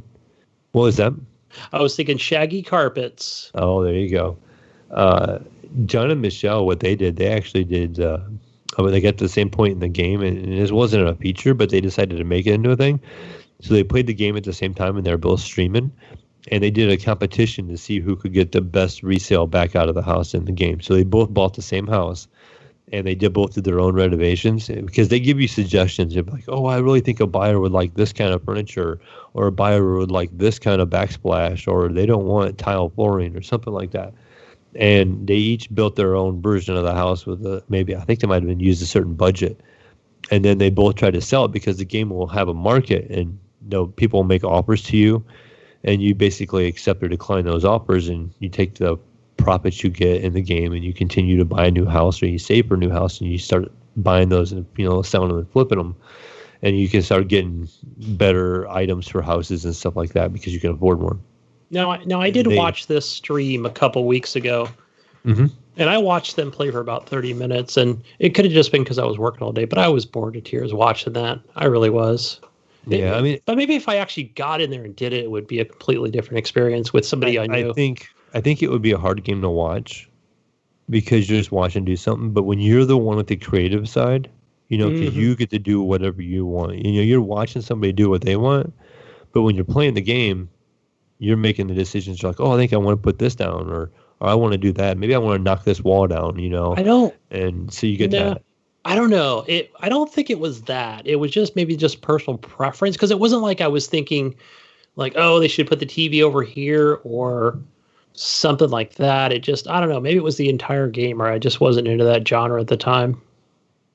Gotcha. Yeah, I mean, it's probably a hit or miss whether that's your kind of game or not, but I found it relaxing, and it was just kind of nice to tinker around and, again, and, like, oh, I'm going to knock this wall out and open this room up and make it look bigger and put new, paint the walls, and you got to literally paint each wall, and you got to switch your tools out, and you got to roll. You can buy an upgraded paint roller and stuff like that so you can paint more faster. So the money you actually make in the game can make upgrades and make a quality of life and building and editing stuff in the game faster and easier. So it kind of gives you that drive to keep going a little bit too, I guess. Cool. But besides that, that's pretty much all I played this week. Just been busy doing other things this week, unfortunately. Yeah. Well, so for me, the last couple weeks, because I wasn't on last week's show, but I was on that GFNG show. So, back over to the old Red Dead Redemption 2 online. I know Johnny Don't, has been kind of in our chats, and let's cowboy up. So we played some of that, more of that last week, and we actually got Ryan Gibson on board. Yeah, I seen a clip that somebody had posted that had Ryan on there. And yeah, I think it was definitely Andrew that did that. And yeah, we had some pretty cool moments in that game, because Andrew knows exactly where to go to do, like, we're going to do some epic bounties is what we're going to do, or something. Maybe not more. Yeah, maybe a little bit more difficult or something. But we did this one mission where we went down, I think it was like south of Saint Denis. And there's like that train station down there where, you got to go meet somebody, and then you go to this other town. So we're just galloping everywhere, and we all get to this building or this bar in this little town, and and of course we're just like a bunch of, we're like bulls in a china shop here, coming in there, hoorah, wanting to shoot our guns off, and Andrew's like, don't shoot at me or the horse or anybody, don't shoot each other, and let's just try and get through this mission. We're like, all right, we're just gonna be calm cowboys here. And so, we all kind of pile into this bar, and you kind of go activate this mission. You talk to this guy, and literally I'm like walking outside of the bar, and like all I hear is like a couple gunfires, and I'm asking Andrew, because I can't see. I'm like inside walking out. I'm like, the hell's going on? And I walk out to this gunfight, It was like somebody wasn't listening, apparently, and just all hell breaks loose, Like, before I know it, like, all these marauders and guys are coming out, so I just start, bodies are dropping, horses are dropping, It was like, I guess we're just kind of shooting everybody and everything. And I just can't believe, like, just how quickly things can go. Right? You just don't ask questions at that point. You just start shooting and ask questions later. You hearing that reminds me of, like, those bank robberies that go wrong. You always have the one guy in the show. It's like a movie, and there's like a big bank robbery scene, and there's one guy that shoots the guard or something, and everything kind of all hell breaks loose after that. That's what it reminds me of. Totally. That's what it reminded me of. Somebody had an itchy trigger finger or something, and I ended up riding out of there, and like, I think Penn was the only one that like stuck around or something. But I had it was weird. I had like this $1.74 bounty on my head. $1.74. $1.74 or some shit. And of course you can go to the post office and pay it off. But I must have shot about 10 guys, and I know between Ryan and Penn, Andrew took off. He was like, I'm gone. I'm going to the next objective or something. But that was a ton of fun doing that. Some really good times. We ended up doing some more stuff and completing some missions successfully. So, good stuff. It sounds like a really good time. I was hoping to get into it a little bit more, but but it was another situation like where Jesus said, where Ryan's horse was like, he just like came out of the tutorial, and it was just like, it it couldn't run fast at all. Could you imagine having $1.74 bounty on you? I mean, just the value. You'd be like, look, I'm worth $1.74 dead or alive. Right. You know? And so I think it was because I'm curious if it's because it's so low. Like I didn't have actual real players. We were playing in defensive mode as well. I can't remember. I think it was like the next day or a few hours later, we all jumped back on, and I still had the bounty, and we went and did the train robbery mission. And I almost feel like too, like where, man, if I had more experience, because I was like stuck on top of this ridge, and I'm like, everybody's on the train and they're just having a good old time trying to shoot people off the train, and I can't find a way off of this ridge. I'm no. I can see the train in my mini map, and I'm like, fuck. But I still had like one or two guys chasing me because it's a video game, right? They got to come get you too. Right. Like guys just popping out of nowhere. So I'm trying to fight them at the same time, trying to get to the train, and it wasn't until I got to the train and everybody's like, yeah, we're done. We kind of killed everybody and took the train. And I was like, yay for me, I guess. But, yeah, you gotta stick with the group. But, yeah, definitely look forward to playing more of that. But between that, I've just been playing a lot of Mud Runner. Playing Mud Runner. Huh? I love this. No, every time I play this, I just want to play more. And I've been playing. You're going to make me pick it up, Gunny. I don't know if it's for you, and I don't think it's for Jesus. It's a very old man, slow game. Mm-hmm. Man, but is it unique in a way? 'Cause I like anything unique. It's kind of a different playtime. I haven't done anything like that, so yeah, it's unique in the way of like it's like I don't everybody can that have when I talk about this like, oh, I tried the Mud Runner game or whatever. Or I'm sorry, I've been playing Snow Runner, not Mud Runner. Yeah, sorry, I know what you meant. Yeah, but Mud Runner is just like that was the first game they made, and it's very meh, and the graphics aren't that great. And again, I think one of the things they did great when they came out with Snow Runner is that they had is the fact that you can just go back to your base at any time, right? You just press the button. But I've already had to restart this game twice because it is like, I'll compare it to like BattleTech in the way the currency system works, where if I go out and I go, okay, I watch this little video, just a short little bit of it, because I don't want any kind of like tips or tricks that are just going to spoil anything for me as far as what I need. So I went and got this thing called the Scout, and it looks like my Jeep, similar to it. I'm like, oh, they're telling me this is the best one, right? So I go out, hey, you've discovered the Scout. Okay, I can bring it back to my office, or I'll just call it the base, whatever it's called. And I did it, and I kind of just upgraded a couple things, but I fucking hated this vehicle. It just kept flipping over. Yeah, and I don't have like the best, grappling hook on there, that's just going to like turn me over. So, of course, at that point, like your engine stalls and you have to, hit recover and go back to your base again. So what I did was I decided I'm going to get the season pass because that comes with like an actual like Jeep Rubicon vehicle that I actually own. Oh, yeah. You want it for I that had to buy this thing. Own, it's like, right? Or you could just buy it individually too. It was like $3.99. But I think I ended up getting the season pass because I get future expansions. And I knew I'm definitely going to be playing this game for a while. So, and I love that vehicle. So the first thing, well, not the first thing, but I think the second time that I had restarted the game, because you only get one save. Okay. You don't get different save points. It's like, again, I feel like it's like Dark Souls of like mud running, Mm-hmm. I went and sold that vehicle. I was like, no way. I hate this vehicle.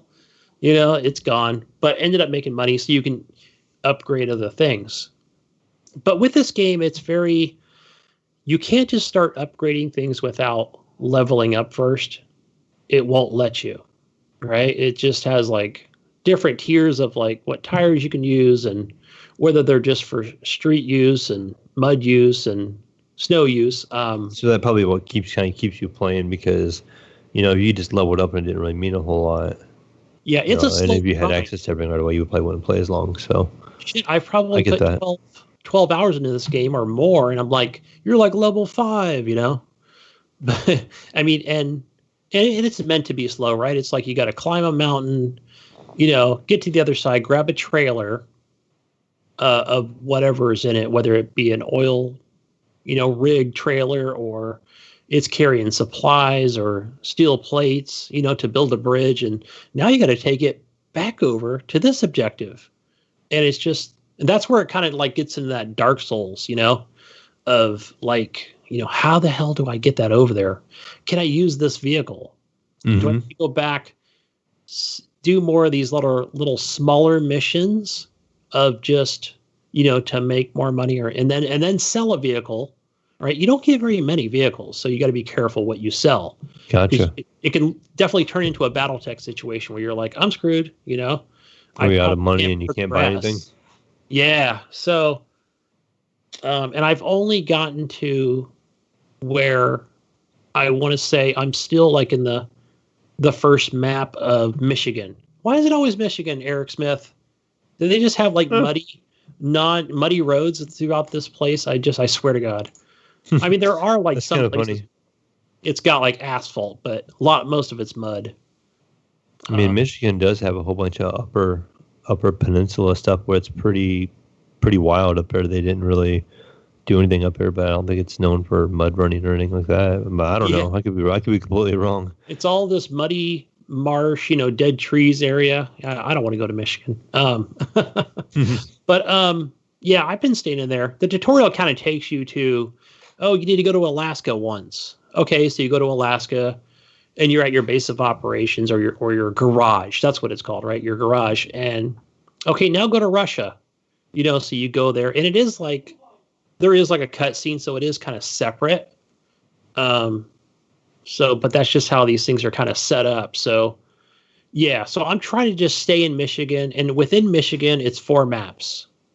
And again, it's just areas you have to like travel to, and you know, activate and to go to that next place. But that's where you find other vehicles, upgrades, and go on smaller missions to make money.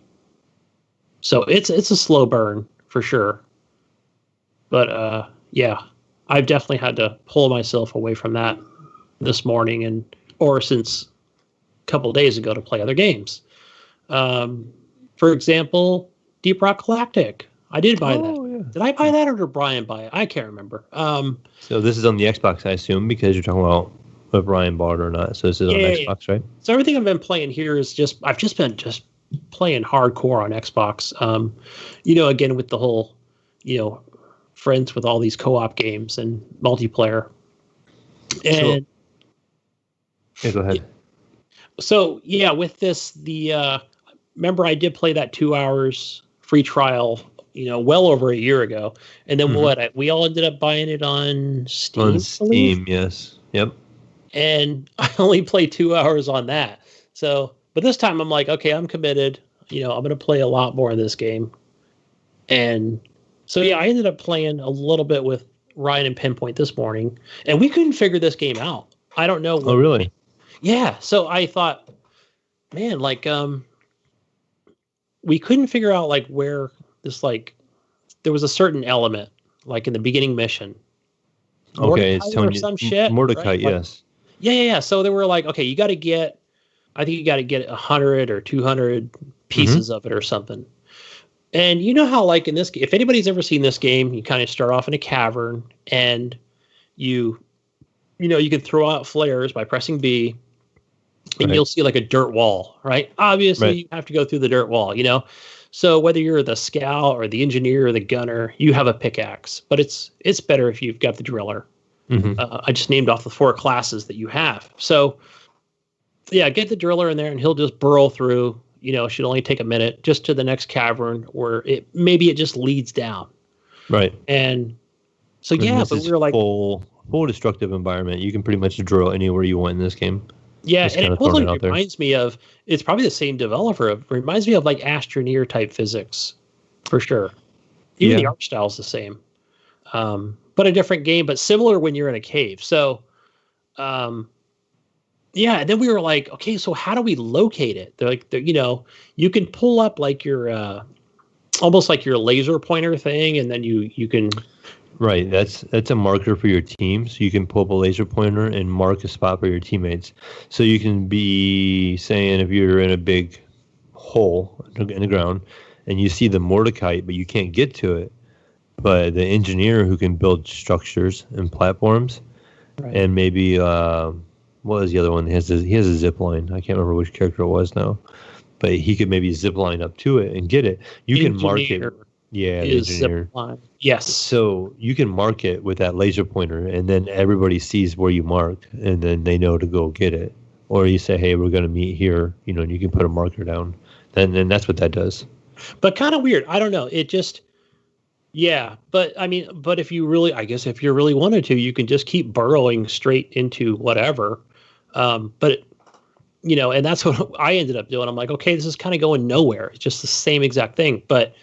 Yeah, if you hold down like the select button, it kind of brings up the Star Wars-y type green, the map is so hard to look at. Map, but and that's part of the challenge of the game, though. I think the game would be too easy if they made the map easy.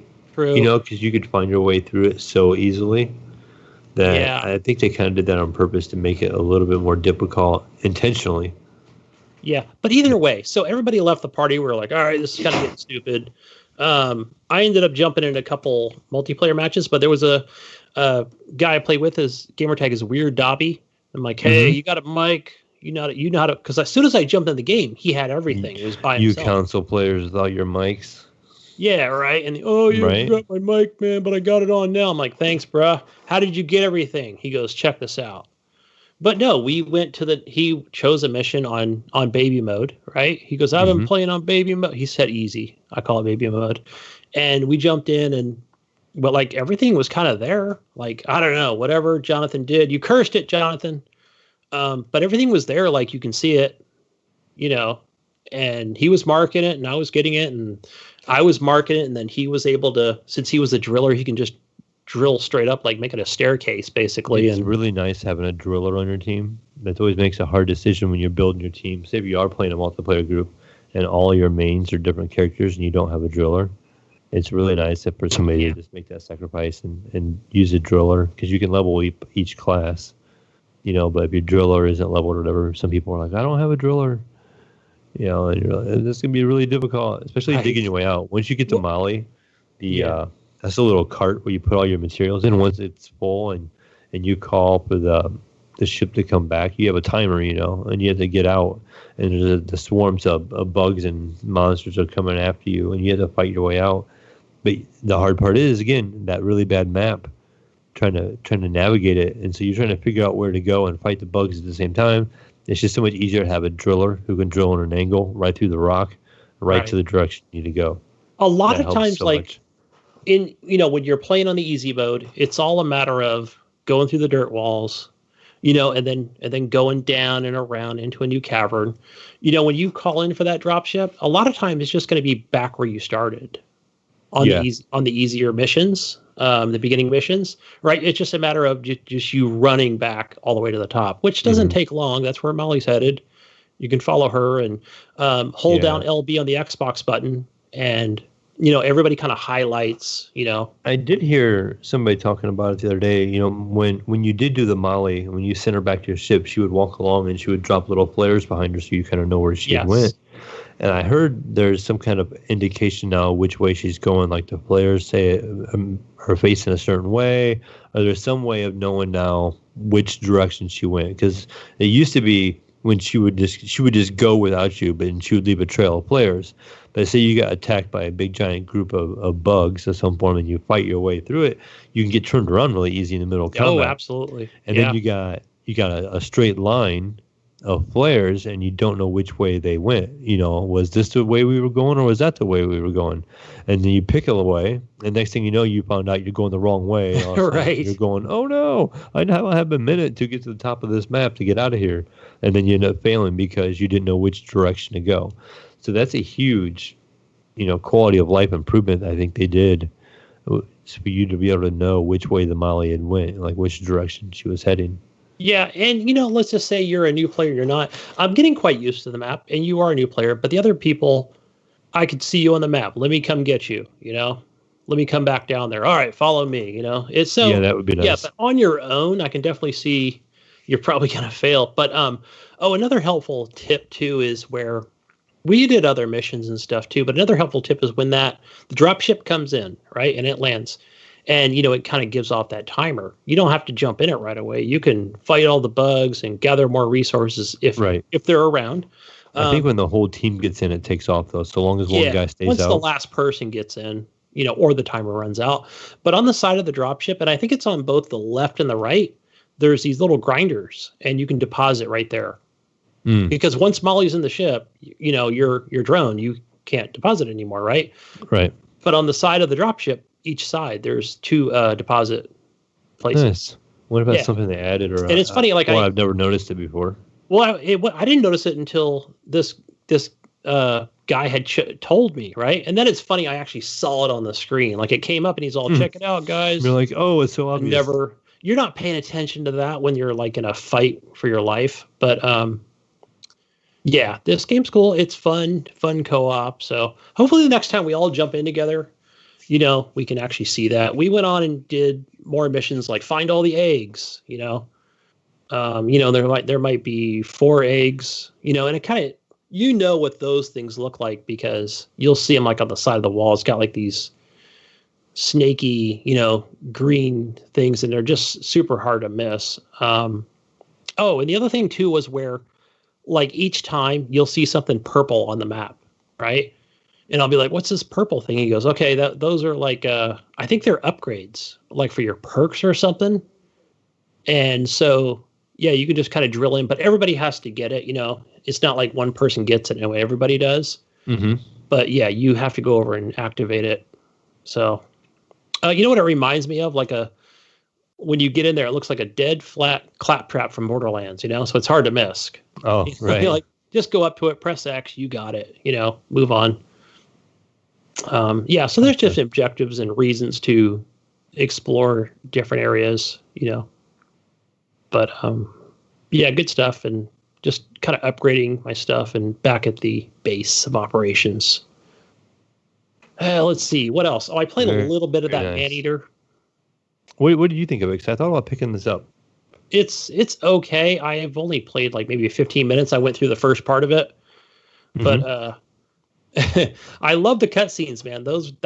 Part was fun. Scaly Pete, we're gonna get us some dinner. He's like the sailor, Mm-hmm. He's the one that's gonna kill you. But it's pretty cool. I like the beginning mission. Eat all the beachgoers, and now go get the hunters. The people on the boats that are trying to kill you. And right. Yeah, I was able to evade. I feel like I was definitely faster than them. There's a lot of things you can cause damage to, right? Like there was things like where, instead of like jumping up on the little boat and, pressing right trigger to eat them, like you can actually spin your tail and whack them, so you can do damage as well. So that might be an option where, you've got several people shooting at you. You don't want to, it's just another way to do damage and not eat them. But that's just right at the beginning. So the part that I'm at right now is so I'm kind of out of that, and I'm in this area where now I'm a baby shark, and it's talking about, hey, put this, though they're not perk points or whatever, but more like a mod type thing where you got to get these different proteins. So I'm kind of stuck at that point. I'm in this like swampy Louisiana area. Like, okay, I don't know anything about what I'm supposed to do. It sounds funny. You probably think of different proteins as a shark. I just think of people immediately. Right. Like, what kind of people am I eating here? Different kinds, like Cajun people. I don't know. It's weird. But yeah, I'll definitely play more of it this week. Check more of it out. So, but I know I'm putting Jesus asleep over here. Yeah, I think we lost him, guys. He's asleep. Nighty night, Jesus. All right, let's move on, Mayo. Jesus fell asleep. Let's see. Look. He's back like magic. Welcome back. Good morning. Talking about some awesome games over here. You guys done? Jesus Christ. We're done, man. We're into the news. Wow, that took forever of Mayo's fucking voice. I was out mud running last week, guys. You know you have my voice and record at home, and you go to sleep to it every night. Made me fucking fall asleep. Damn. Just let me ask you: if I made a book in Audible, would you buy it? If Mayo read it, yeah. Oh, I meant I'd be the author. I'm gonna get a part-time job as a reader to people and put them to sleep. Woo! I'm back, people. I'm awake. All those awesome games you guys play. Whoa. anyways. It's news time. Let's get into the news. Gentlemen. Beep. Oh, fuck, my hand went numb. Oh, fuck. You fell asleep on it. It's like all fucking weird. Anyways. I was worried about all you drooling all of your keyboard and stuff over there. I was like, he's gonna ruin his keyboard. We need to wake him up. Snoring. It'll be loud. Let's move on now. What is this? Oh shit! Hold on. Oh. I got it, Mayo. Minecraft Dungeons. Speaking of Minecraft Dungeons earlier, I guess it pays tribute to Diablo with the secret cow level. That's cool. Wonder if my son knows that because he played through it a couple times. I wonder if he's ran across this shit.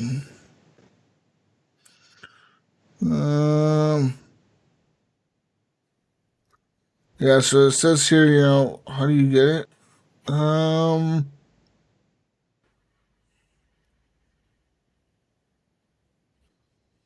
I don't know. I don't know how to get it. The article doesn't tell us. It's pretty difficult to get, I guess. Or some shit like that. So who knows? Let's move on now to more news. Call of Duty Warzone finally has duos. Yeah, woo, yeah. You excited? Yeah, duos would be fun. I can carry you in some Call of Duty. Okay, guy. Oh, you got jokes there, Boomer. Okay. Yeah. It's the morning comedy club. It's like the Sunday funnies, comic strips or whatever. Yeah, it's like those. This is 2020 Sunday funnies. Jesus, get together here. You wake up and you get to hear the Sunday funnies now instead of read them. Anyways. Also, did you guys hear the rumors that Captain Price is gonna be the next character for I think it's season 4 pass? No, yeah. I have not. Yeah, the rumor has it that Captain Price will be the main guy you unlock to use. Don't fucking say you don't know who Captain Price is, motherfucker, you. Of course I don't know who Captain Price is. Oh my god. You really Call of Duty. Wow, what kind I of... told you before. He calls himself a Call of Duty gamer, Mayo. Or can you believe that shit? Damn, I can't believe you never played like the campaigns. No. Fucking Captain Price, dude. That's console talk over here.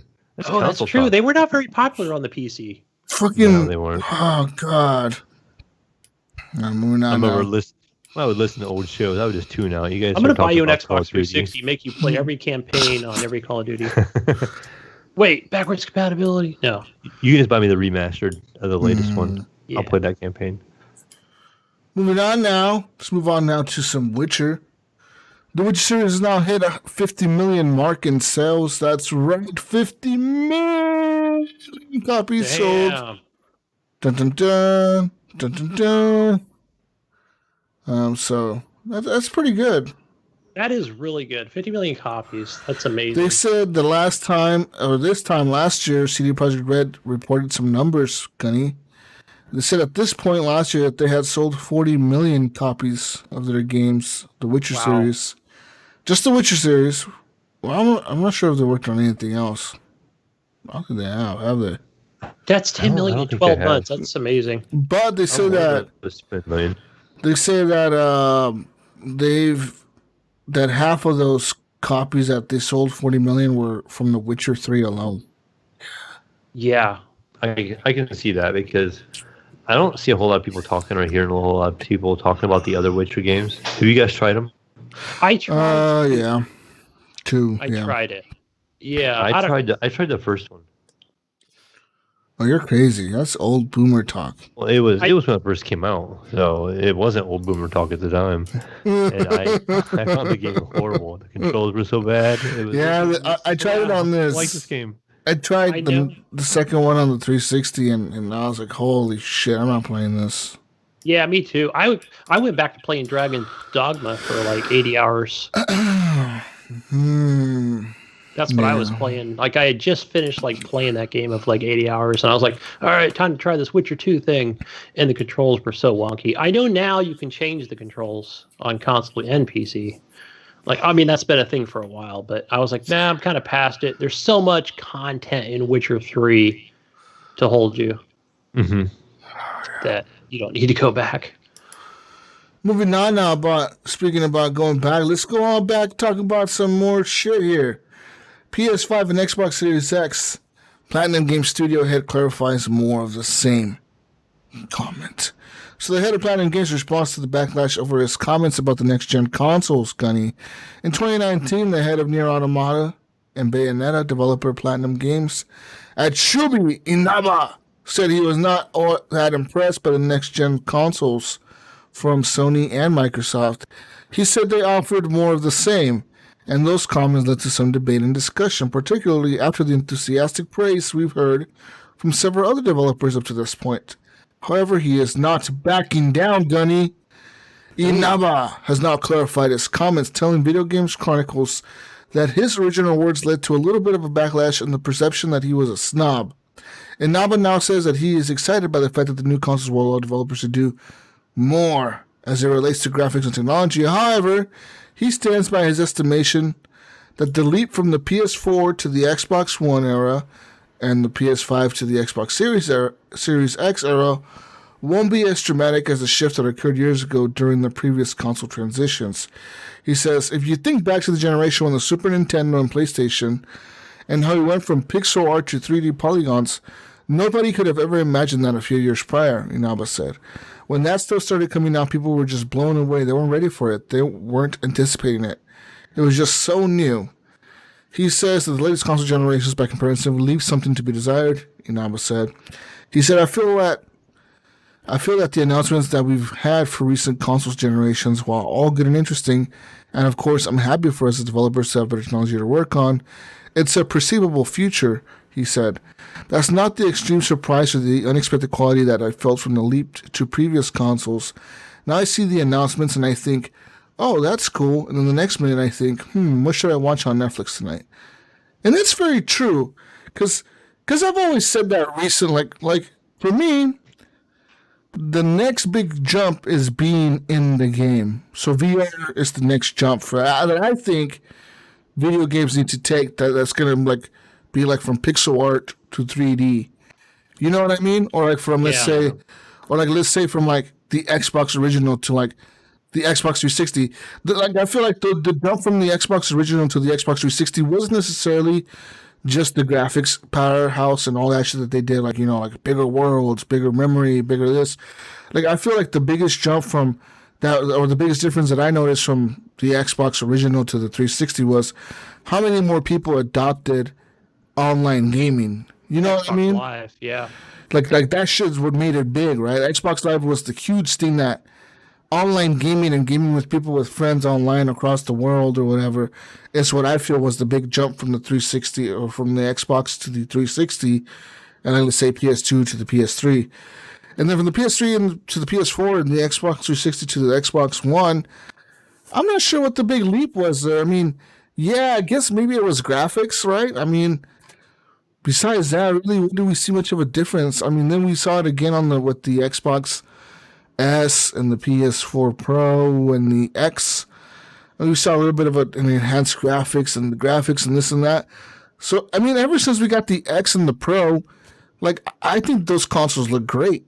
I look at these new ones, and I'm like, what? How much better is it really going to look? And I think for the problem with me is that I've seen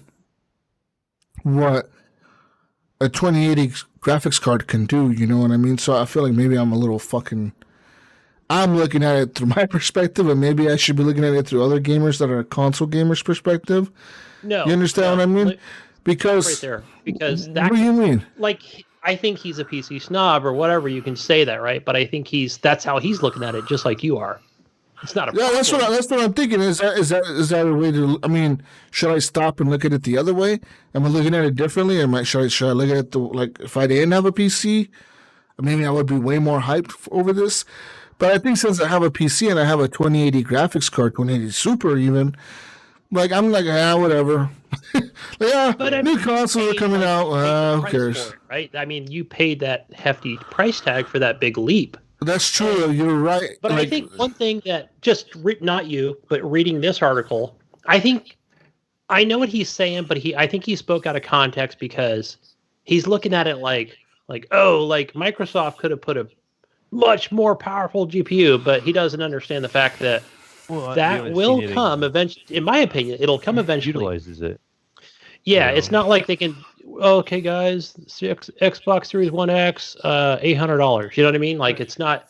They know that's not going to sell. I mean, but there will be a pro version. I could be wrong, but I almost feel like it's almost like that Murphy's Law. You know, like at some point in time, we can only get these graphics to look so good over. You know, the game will only look so realistic. Well, they're gonna have to start coming up with different stuff. And I think we're starting to maybe get closer to that point where it's less of a jump. Obviously, it's gonna be a less jump from the 360 to the one, to the one, or the the PS3 to the PS4, because that stuff was still kind of not where we're at today. It seems like we've made such leaps and bounds to where we're at today, and I think we're almost getting to that artistry type limit of what they can do drawing wise for us to make feel like the game looks better. I mean, how realistic can we get the games to look? Look at Red Dead. Red Dead looks absolutely amazing, and so how can you make Red Dead look better? And I think that's the challenge they're facing. And I think what they're going to do this is why we're starting to hear more about load times and frame rates in the console world. I think that the developers are going, this is about as good as we can draw this stuff. Let's try to focus on load times and maybe draw distances and how good stuff draws in the background and how smooth that stuff is. And then maybe, let's introduce a higher frame rate, for people that can get a higher frame rate TV, like those 120 hertz TVs, or if they're using a gaming monitor and they have a 144 hertz gaming monitor, let's start pushing these consoles to a higher frame rate. And that's where I feel like things are kind of going. And I don't think they're really sure graphically how much better they can do. Yeah, I mean, just kind of reading. Just my opinion, but yeah, I keep looking at that statement that he says, where this is what he said prior. I don't want to sound like everything, like I know everything about the new consoles and they're boring, but with the information that he has now, like he hasn't seen any big surprises.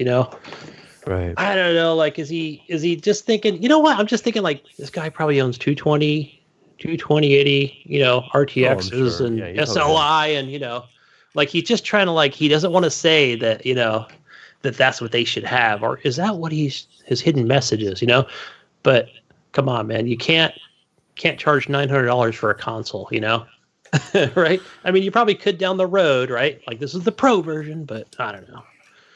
Unless he wants some new magic. I don't know, man. I think you could charge $1,000 for a console. I think you could too. I think you could too. I mean, it won't work as their base. They can't announce it first. No, you have to announce like a hobo regular version, but then later on they could have easily like you could easily come out next year and announce the Xbox Series X Pro at $1,000 and make it like really close to a PC, pretty much a gaming PC. And I think people would buy it. People would fucking buy it. People would fucking be like, yes, I'm on board. Because as long as you can offer them the usability of a console with the power of a PC, people would be in. They would be like, I'm in, motherfucker. Both I'm in. sides, Sony and Xbox, they'd both be on board with it. They would jump on it because, as long as you could say, yeah, this thing can even play Steam games. And then people would be like, oh fuck, I'm in. Like my library That just would be, grew yeah. See, that would tenfold. be a different dynamic too. Like what you just talked about, where like, hey, I've got the $1,000 PS5, right, or $1,000 Xbox, and you've got, Yeah, well, what you're does over there your with the $600 PS5 version. do? It Well, plays the same. my PS5 can play Steam games now. You know what I mean? Yours can't. Yeah. You know? But I got the pro version. I'm over here playing different games than you are. It Yeah. might segregate the player base a little bit, but you'll be elite. Not really. Not if everything starts going crossplay. See, that's the thing that we've noticed in last year. We're noticing this at the very end of a generation of a console is crossplay, and it's happening a lot more often. So, what if Microsoft can figure out a way to just bring everything together? And they're like, you know what? How the fuck do we get our stupid ass console gamers to just buy PCs from us? We sell PC fucking software. How do we get these motherfuckers to just buy PCs and not have to make a stupid console and waste money on a console? How about we start selling fucking gaming PCs?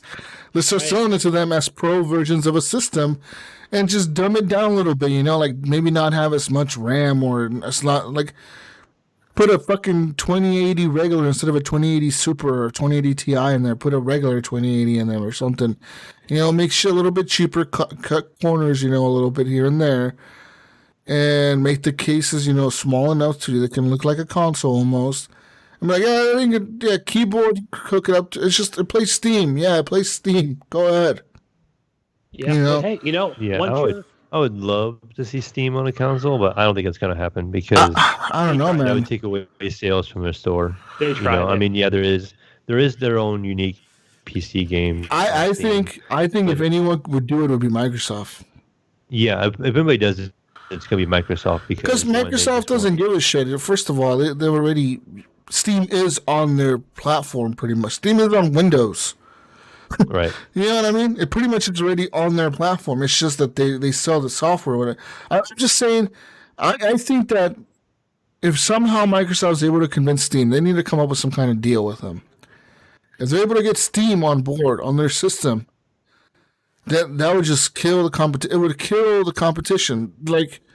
Yeah, I know that PS5 would not stand a chance. The exclusives would not stand a chance. Nothing would. They would not stand a fucking chance. They would be fucked.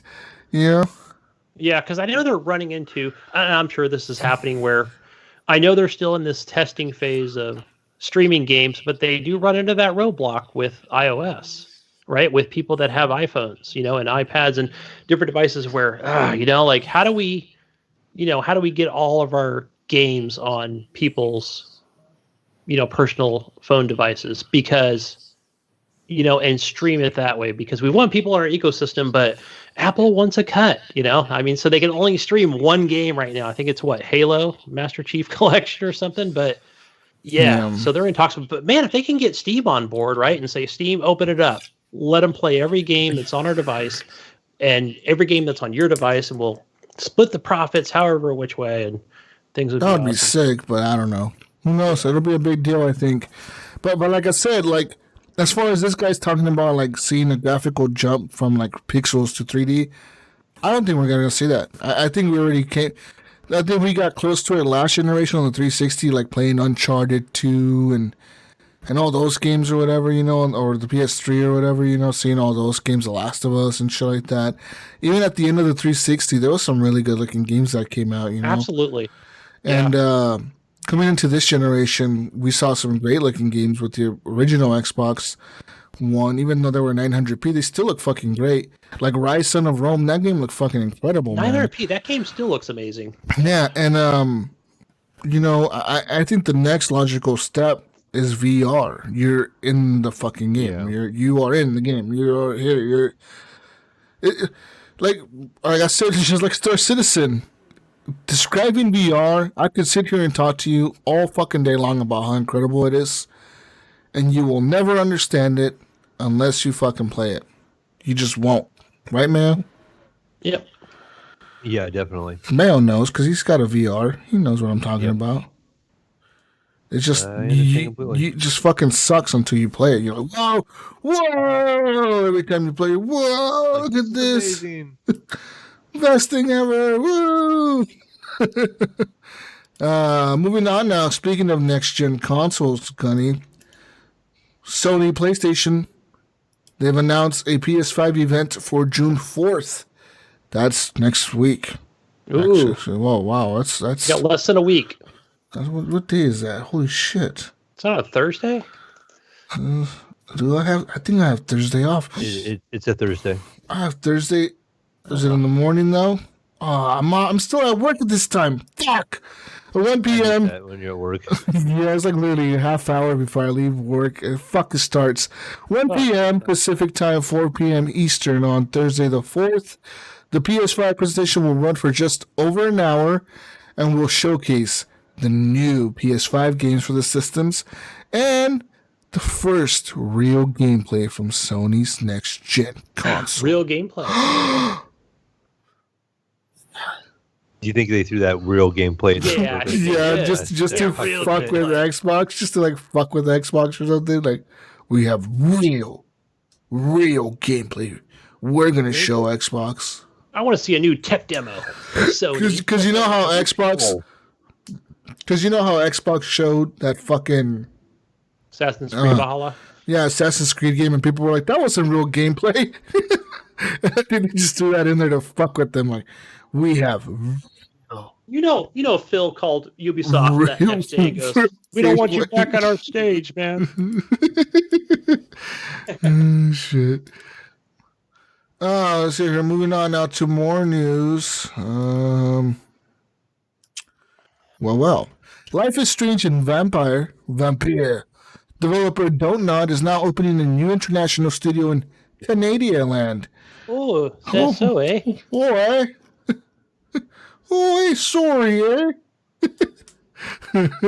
That's right. The first of the company's international sites, the developer says it will enable its 250-plus person team, the bulk of which currently is based in Paris, France, to grow, Gunny. That's right. They're going to be moving into Montreal, Canada. Dun, dun, dun. Change languages either. That's cool. They speak French. Oh, we speak French here. In the Canadian land, we speak the same. How does that conversation go when you're over in France and they decide to move that and they're like, guess what, Bob? You're going to Canada. No. Hey, Mayo. What?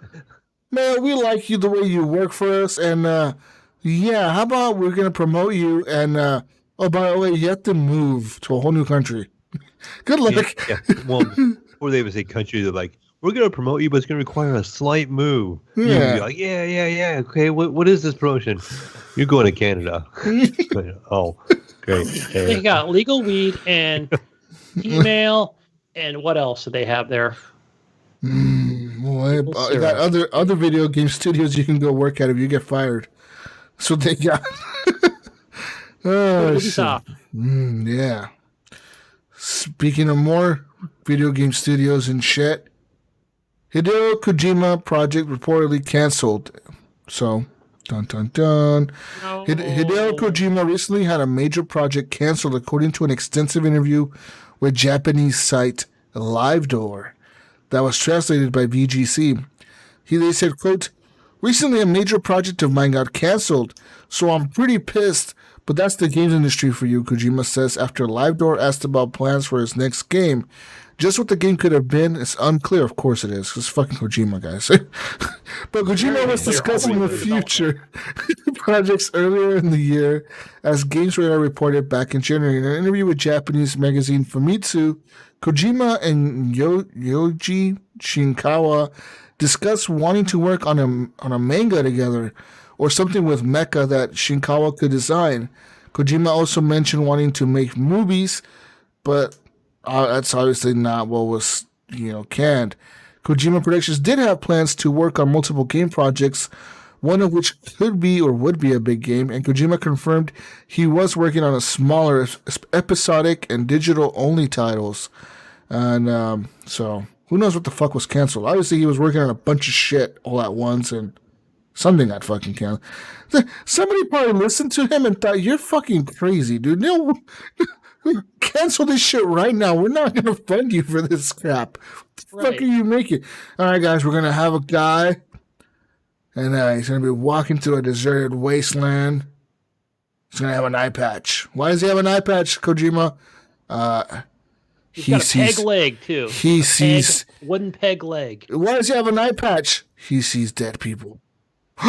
Like, what the fuck? What does that have to do with the eye patch? The one good eye or the patch guy? What does that have to do with the patch? It's because his child poked his eye out when he was born. Okay, Mr. Kojima, why is he pushing a stroller? To signify the struggle of a man. That makes no sense. Okay, well, nothing makes sense in Kojima's world. He's fucking high out of his mind. You know, that dude probably drops acid and sits there and thinks about video games he's gonna make. Rolls it into his cigarettes. He's a smoker. He definitely just put fucking drugs in his cigarettes. He fucking smokes that shit. What am I smoking today? I'm smoking crack, motherfucker. We're gonna work all night, guys. Woo! No one goes home today. Like, fuck. We've been here for 3 days. Kojima hasn't left his office. We can't leave either. It's Kojima and then Cody. I've reached the stars. Kojima in his office fucking coding away for 3 days straight because he's a fucking high out of his mind. That'd be fucking funny, man. Good old times. Stars left, right.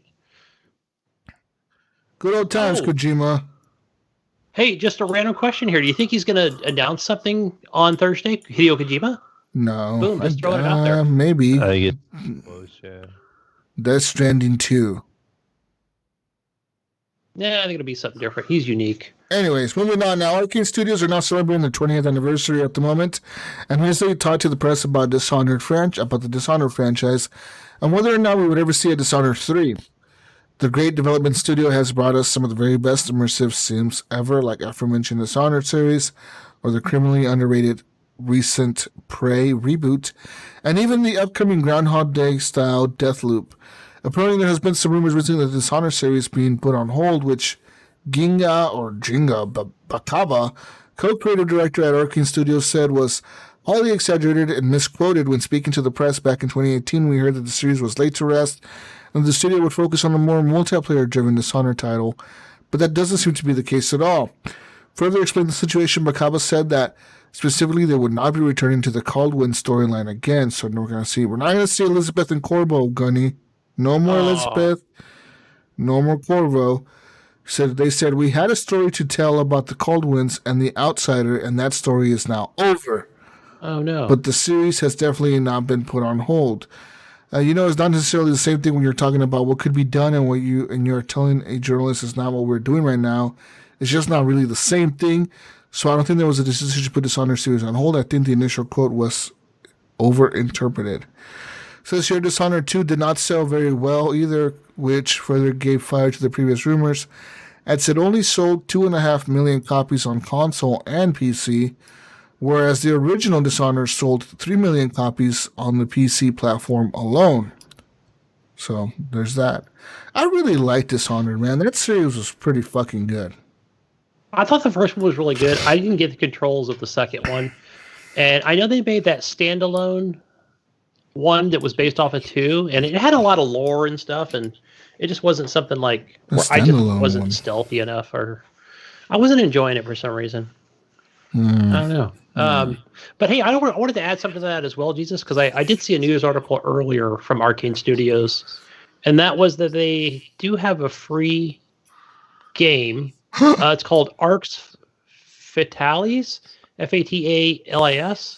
So I think you have to go to the Bethesda launcher to get that. So since you do have that, and I think you sign up for it, you will get that game. I think it's an older game from Arcane Studios. So yeah, just sign up for their email list, and yeah, you'll get that free game called Arc Fatalis. I don't know if it's a good game or not. I have no idea. It's a free game on the Bethesda launcher, the best launcher. Yeah, everybody loves Bethesda launcher. That piece of shit fucking... I think I installed that launcher a long time ago. Pissed me off. Well, yeah, I think when we played New Blood. Yeah, New Blood bullshit. Moving on to more news, Guinness World Records accidentally makes false copyright claims against Super Mario speedrun videos. That's right. Ta-ta-ta. Session for the speedrunners of the NES Classic Super Mario Bros. Their videos are showing off their personal best and world records were excellently targeted by such acclaim. It says here, so the world record, Guinness World of Records, world record. It's not books, right? It's just the world record, right? Guinness World Records. Yeah. So there's a guy who did the world record run in 18 hours or 18 minutes 59.856 seconds by Cosmic. So yes, this was the fastest warpless time, and they hit him with the copyright claim on this YouTube channel. So whatever. It's just copyright claim. You'll be fine. Oh yeah. Other news. Let's talk about here. The Scorn trailer. This was the first-person atmospheric horror game inspired by H.P. Geiger's work. Oh my! This appeared in a brand new trailer that aired during the latest Inside Xbox episode. That's right. Microsoft has secured console exclusivity rights for Scorn Mayo, which will launch on the Xbox Series X and Windows PC and Steam, while targeting 4K and 60 frames per second. Since originally funded on Kickstarter years ago, Scorn seems to be finally well on its way towards release, thanks to the help of the Xbox platform holder. So they caught up with the developer, and the developer said that the game was running on an RTX 2080 Ti in the trailer. So it's not actual Xbox Series X gameplay. It might not look as good, guys. Just as this might not look as good, alright? So don't come at us like Watch Dogs. This thing might look a little worse on your console. Just a heads up, Mayo. Don't show us the best version. We showed you the hobo consoles. We showed you the best of the best. Sorry, guys. Sorry. Don't get let down. I don't want to see the superior version of it. You're gonna get mad, Gunny? You're gonna get mad when you play it on your Xbox and it doesn't look as good? Yeah, I'm over there watching a YouTube video of check this out, RTX ray tracing, boom, boom, boom. And I go to play it on Xbox. I want my money back. It has 30 frames when you turn on ray tracing. Yeah. You turn on ray tracing and it goes down to 25 frames. It'll probably go down 15 if you could drop it that. Refund, uninstall. Oh, shit. I can't wait till the first game that comes out on the Xbox Series X and it supposedly has ray tracing. And then and then they turn it on, and that shit drops the frame rate from 60 to fucking 30. People are gonna be so pissed off. That's gonna be a meme. What the fuck is this bullshit? I paid for 60 frames. They're gonna be so mad. Watch, it's gonna happen, Mayo. It's gonna fucking happen to some game, right? I believe it. Yeah. Something that's not optimized, or something that they fucking just, they didn't optimize it the right way, or something, and it's gonna be like Why is it when you turn on ray tracing, the frames go down to 30? It's they would notice on a console? They would. If they fucking TV, right? If you're just playing on a HOPA TV, somebody would notice. Somebody would make some kind of YouTube fucking analysis video or something. Yeah. If you pay attention here. In there, Digital Foundry would be breaking this shit down. You see this when we turn on ray tracing, this is what happens. And the fucking shit will slow down. And we're like, what the fuck is going on here? Man. Yeah. Yeah, way to rain on my parade, Digital Foundry. Gosh. Anyways, I think that's all we have, right? For news? Yeah. I think that's all we have till next Thursday. I think it's kind of a quick time. I think they're going to be announcing a whole bunch of stuff here in June. Well, I think because it was fucking E3, dude. PlayStation event. Think about it, Mayo. They had all this shit for E3 to announce, and now they don't have a fucking E3. So what the fuck else are they going to do? They might as well just piecemealed out. It's just they might as well just fucking be like here. Ubisoft, so I think they're going to do something with Xbox in July. Well, I think it's supposed to be June, isn't it? No, Ubisoft is going to come out. I think. Oh, was it July? Yeah. They're just going to fucking be like, here's the shit. We've been working on this shit. Here it is. Here's some fucking but look out Viking for like gameplay. I would say that since Xbox is, kind of in my opinion, I'm calling it a la carte. Where it's where they do their inside Xbox show every week. They might just throw something out there for a new announcement. It may not be a AAA, but those will all come in July, all at once. All that shit's gonna come out, dude. Because they had, like I said, they had all these things for E3 planned, and like now it's been canceled. So think about it. It's a new console generation being launched. They probably had tons of content lined up to show. They gotta show it somewhere, right? They But I'm gotta gonna be mad if I don't see Watchdog Legions come. Is there a date for that? They were supposed to be out already, but then they fucking canceled it because they canceled all their games because that other game didn't do good. What was that last game they released? That one stupid game. The one you like. Even though the CEO was the dumb game you like, Gunny. Ghost Recon. Ghost Recon. They're like, oh yeah, Ghost Recon didn't sell very good. Now we're gonna cancel all our games because this one didn't sell good. Everything's canceled. Fuck it. We don't make games anymore. We're fucking Ubisoft. Fuck you guys. We'll be back next year. And they just canceled everything. Everything literally was canceled in like one day, dude. They all went on vacation. Such bullshit. Like, yeah, they all went on vacation. Everyone's fired. We'll rehire you guys in a year. Come back later. They better show that in July. We're going to keep the trailer guys. You guys keep making trailers for Assassin's Creed. The rest of you are fired. Go home. Yeah. Fucked up. Yeah. Yeah, man. Like I was so hyped for that game a lot, dude. Like Watch Dogs, like I love that fucking series. So I was super hyped for that one and that other one, the one that they're making like Rainbow Six, the Outbreak one, the zombie one. Yes. That one looks fucking cool too, man. But that one looks really cool too. What the hell?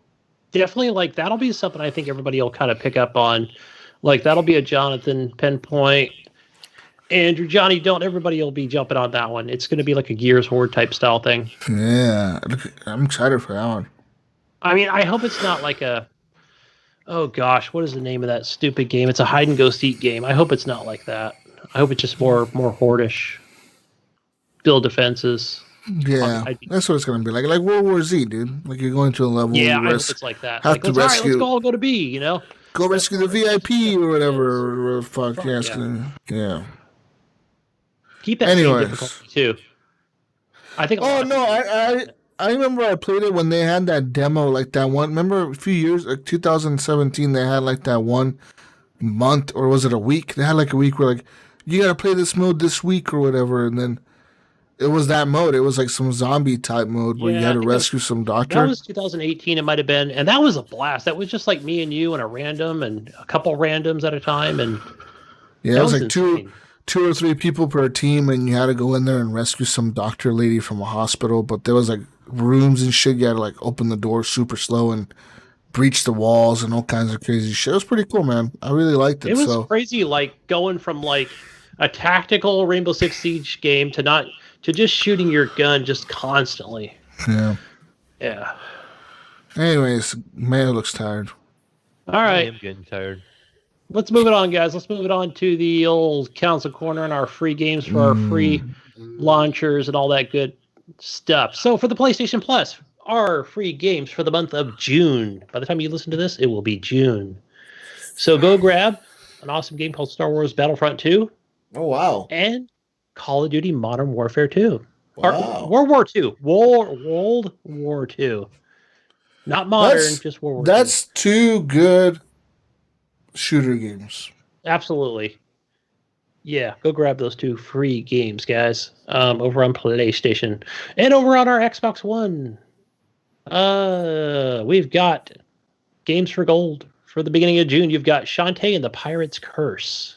I don't know. No, I don't know either. It sounds lame. I never played a Shantae game. I know this is the first one. This is the second one. Go get it if you're into the Shantae and the Pirates. What the fuck is a Shantae game? I never played them Shantae games before. You know what I'm saying? Mm-hmm. Hey, Destroy All Humans. That's your backwards compatibility game. Oh, that was a fun game. I enjoyed that one, actually. I never played it. Maybe I'm just going to go play an old retro. It's a fun game that causes a little bit of havoc. You're a little alien. It's kind of like an open world, like Grand Theft Auto. Yeah. And you get this little ray gun and shooting things and the movie was kidnapping fun. people. I like the movie. Movie was great. There was a movie about that shit? Yeah, it was cool. I forgot the chick's name, and there was a couple of full good of- actors there. Full of big actors, yeah. What? It's an old movie. Was it a live action movie? It's like a comedy / spoof, I almost should say. Yeah, it was. Destroy Yeah, it was a Humans little. movie. Well, I think actually you give it a kind of maybe. Well, I'm actually thinking of someone else. That tells you how tired I'm gonna be. I'm thinking of Mars Attacks. Is that what Oh, you're that's what I'm thinking of. Oh. I'm sorry. Mars Attacks was the movie. Yeah. Yeah, I knew where you were going with it, I guess. Yeah. Yeah, And that's what it Mars reminded me of, Attack. like when you look at the Yeah. cover, you know, where the aliens kind of do that. Meh. You know, like they're a duck. Yeah. Mars Attack movie is fucking dope, dude. That movie's awesome. I need to go Yeah. watch that thing. Yeah, it's an oldie but a goodie. Mhm. And over on your Xbox Game Pass, your featured games are Minecraft Dungeons, which I played, City Skylines, and Alan Wake. I noticed Alan Wake is like it's $1.74, I think, on Epic and Steam. It's just dirt freaking cheap everywhere. It's probably been free on Xbox a couple times. Yeah, it's a good game. I don't know if it still holds up, but I recommend it. Even the DLC was really good. Well done. And over on Epic, guys, Borderlands: The Handsome Collection. Now, this comes with Borderlands 2 and the pre-sequel. I never realized it doesn't come with the first game, but that's okay. Borderlands 2 is hours and hours of content with all its DLC. And while we were talking, we were talking about Arcane Studios and stuff, and I looked, and there's another free game on Epic. It's called Sludge Life. And this is from Devolver Digital. So that's free over on Epic. You get 2 free games. All right. So then that is pretty much it. Nothing jack shit free on Steam. I think there's a big sale on Steam though on Warhammer games. Yeah, I saw that. I think going on. Yeah, even there is. Xbox is running a Warhammer sale. Yeah, so I mean it's up to up to 85% off on games. So you might be able to catch a good deal on a Warhammer game if you've never played one before. Yeah, a lot of them. Yeah, there's a lot of titles. Dun, dun, dun, dun, dun. Are you guys ready to go? Get the fuck out of here? What are we doing? Let's go. Let's get the hell out of here. All right. Go, Gunny. Where can people find you? Go. Go find me on Xbox, Gunny Chief. Over on Steam, Gunny Chief. Uplay Store. Yeah, I'm probably over there on that Rockstar launcher as well. On Twitter, Gunny Chief. Where do we find you, Mayo? You're gonna find me on Steam, the Epic Store, Uplay, Origin, all that fun PC stuff. And you're gonna find me on the Xbox as the Mayo 1, and on Discord you're gonna find me as the Mayo. What about you, Jesus? Oh, find me on everything at Jesus Box. I'll be playing this week some more Mafia 2 on the Steam machine. Shout out to, who the fuck was it? Somebody messaged me on Steam. Somebody messaged me on Steam. Who was it? Booty Hill Bob, thank you, Gunny. It was. He added me somewhere. I think it was the Rockstar launcher. Did he? What the fuck's it? Why did he not add me? The hell, bro? I don't know, because I think I need to log. You got to go to the website. Fuck? That's what I need to do. Go to the Rockstar. Go to that. To the social club website, and then you can. That's where you add friends. I'm gonna do that right now. Okay. Well, somebody, Bullstone was the one that messaged me. He was messaging me about that one game that I talked about last week. That This Is My Land. Because he plays Conan Exiles, and he was asking me. He was asking me how similar it is to Conan Exiles, and I'm like, I don't know, man. It's a survival game, and it's pretty fucking hard. And he's like, oh, okay, cool, man. Thank you. Goldstone is one of our Australian listeners, Jesus. Oh, hey, mate. Hey, oh, mate. That's a knife. Gunny. The Australian accent. G'day, mate. How are you? Let's all go down and get see me, Mick Dundee, eh? Anyways, find me on everything at Jesus Rockstar. Like I said, we'll be playing some more games. Let's play some Red Dead, people. If you have it on PC, add me on the Rockstar launcher. Jesus Box Lot. I'm ready to play games. Anyways, we're the fuck up out of here. Stay safe out there. Stay healthy. Don't get the Rona. Stay good. fucking Just stay inside and play video games. don't riot. You may protest. It's your right. Maybe not riot. Who knows? Do whatever you want, I guess. I don't fucking care. It's whatever. It's your life. I won't tell you how to live it. Don't burn my Target store down. Those things I like Target. I was watching a video earlier. The Apple store in Portland got fucking looted. That shit's wild. I saw that. All that shit's useless. I was like, what the hell is going on? It's all useless. It's all useless in Portland. Why would you steal anything from the Apple store? Is the last store you want to steal anything from? All this shit is locked. The iMacs are locked. Their iPhones are locked. Their iPads are locked. None of the shit you steal from them is going to be usable. Anything. They're all going to lock everything. You can't sell it, Gunny. It's all locked. You can't do anything with it. Literally, it's a fucking brick. Can you jailbreak them? Nope. No, I don't know. Because you have to literally take them back to the store and have them unlock it for you. And they're going to be like, wait a minute, this thing was fucking stolen from my store. How did you get this?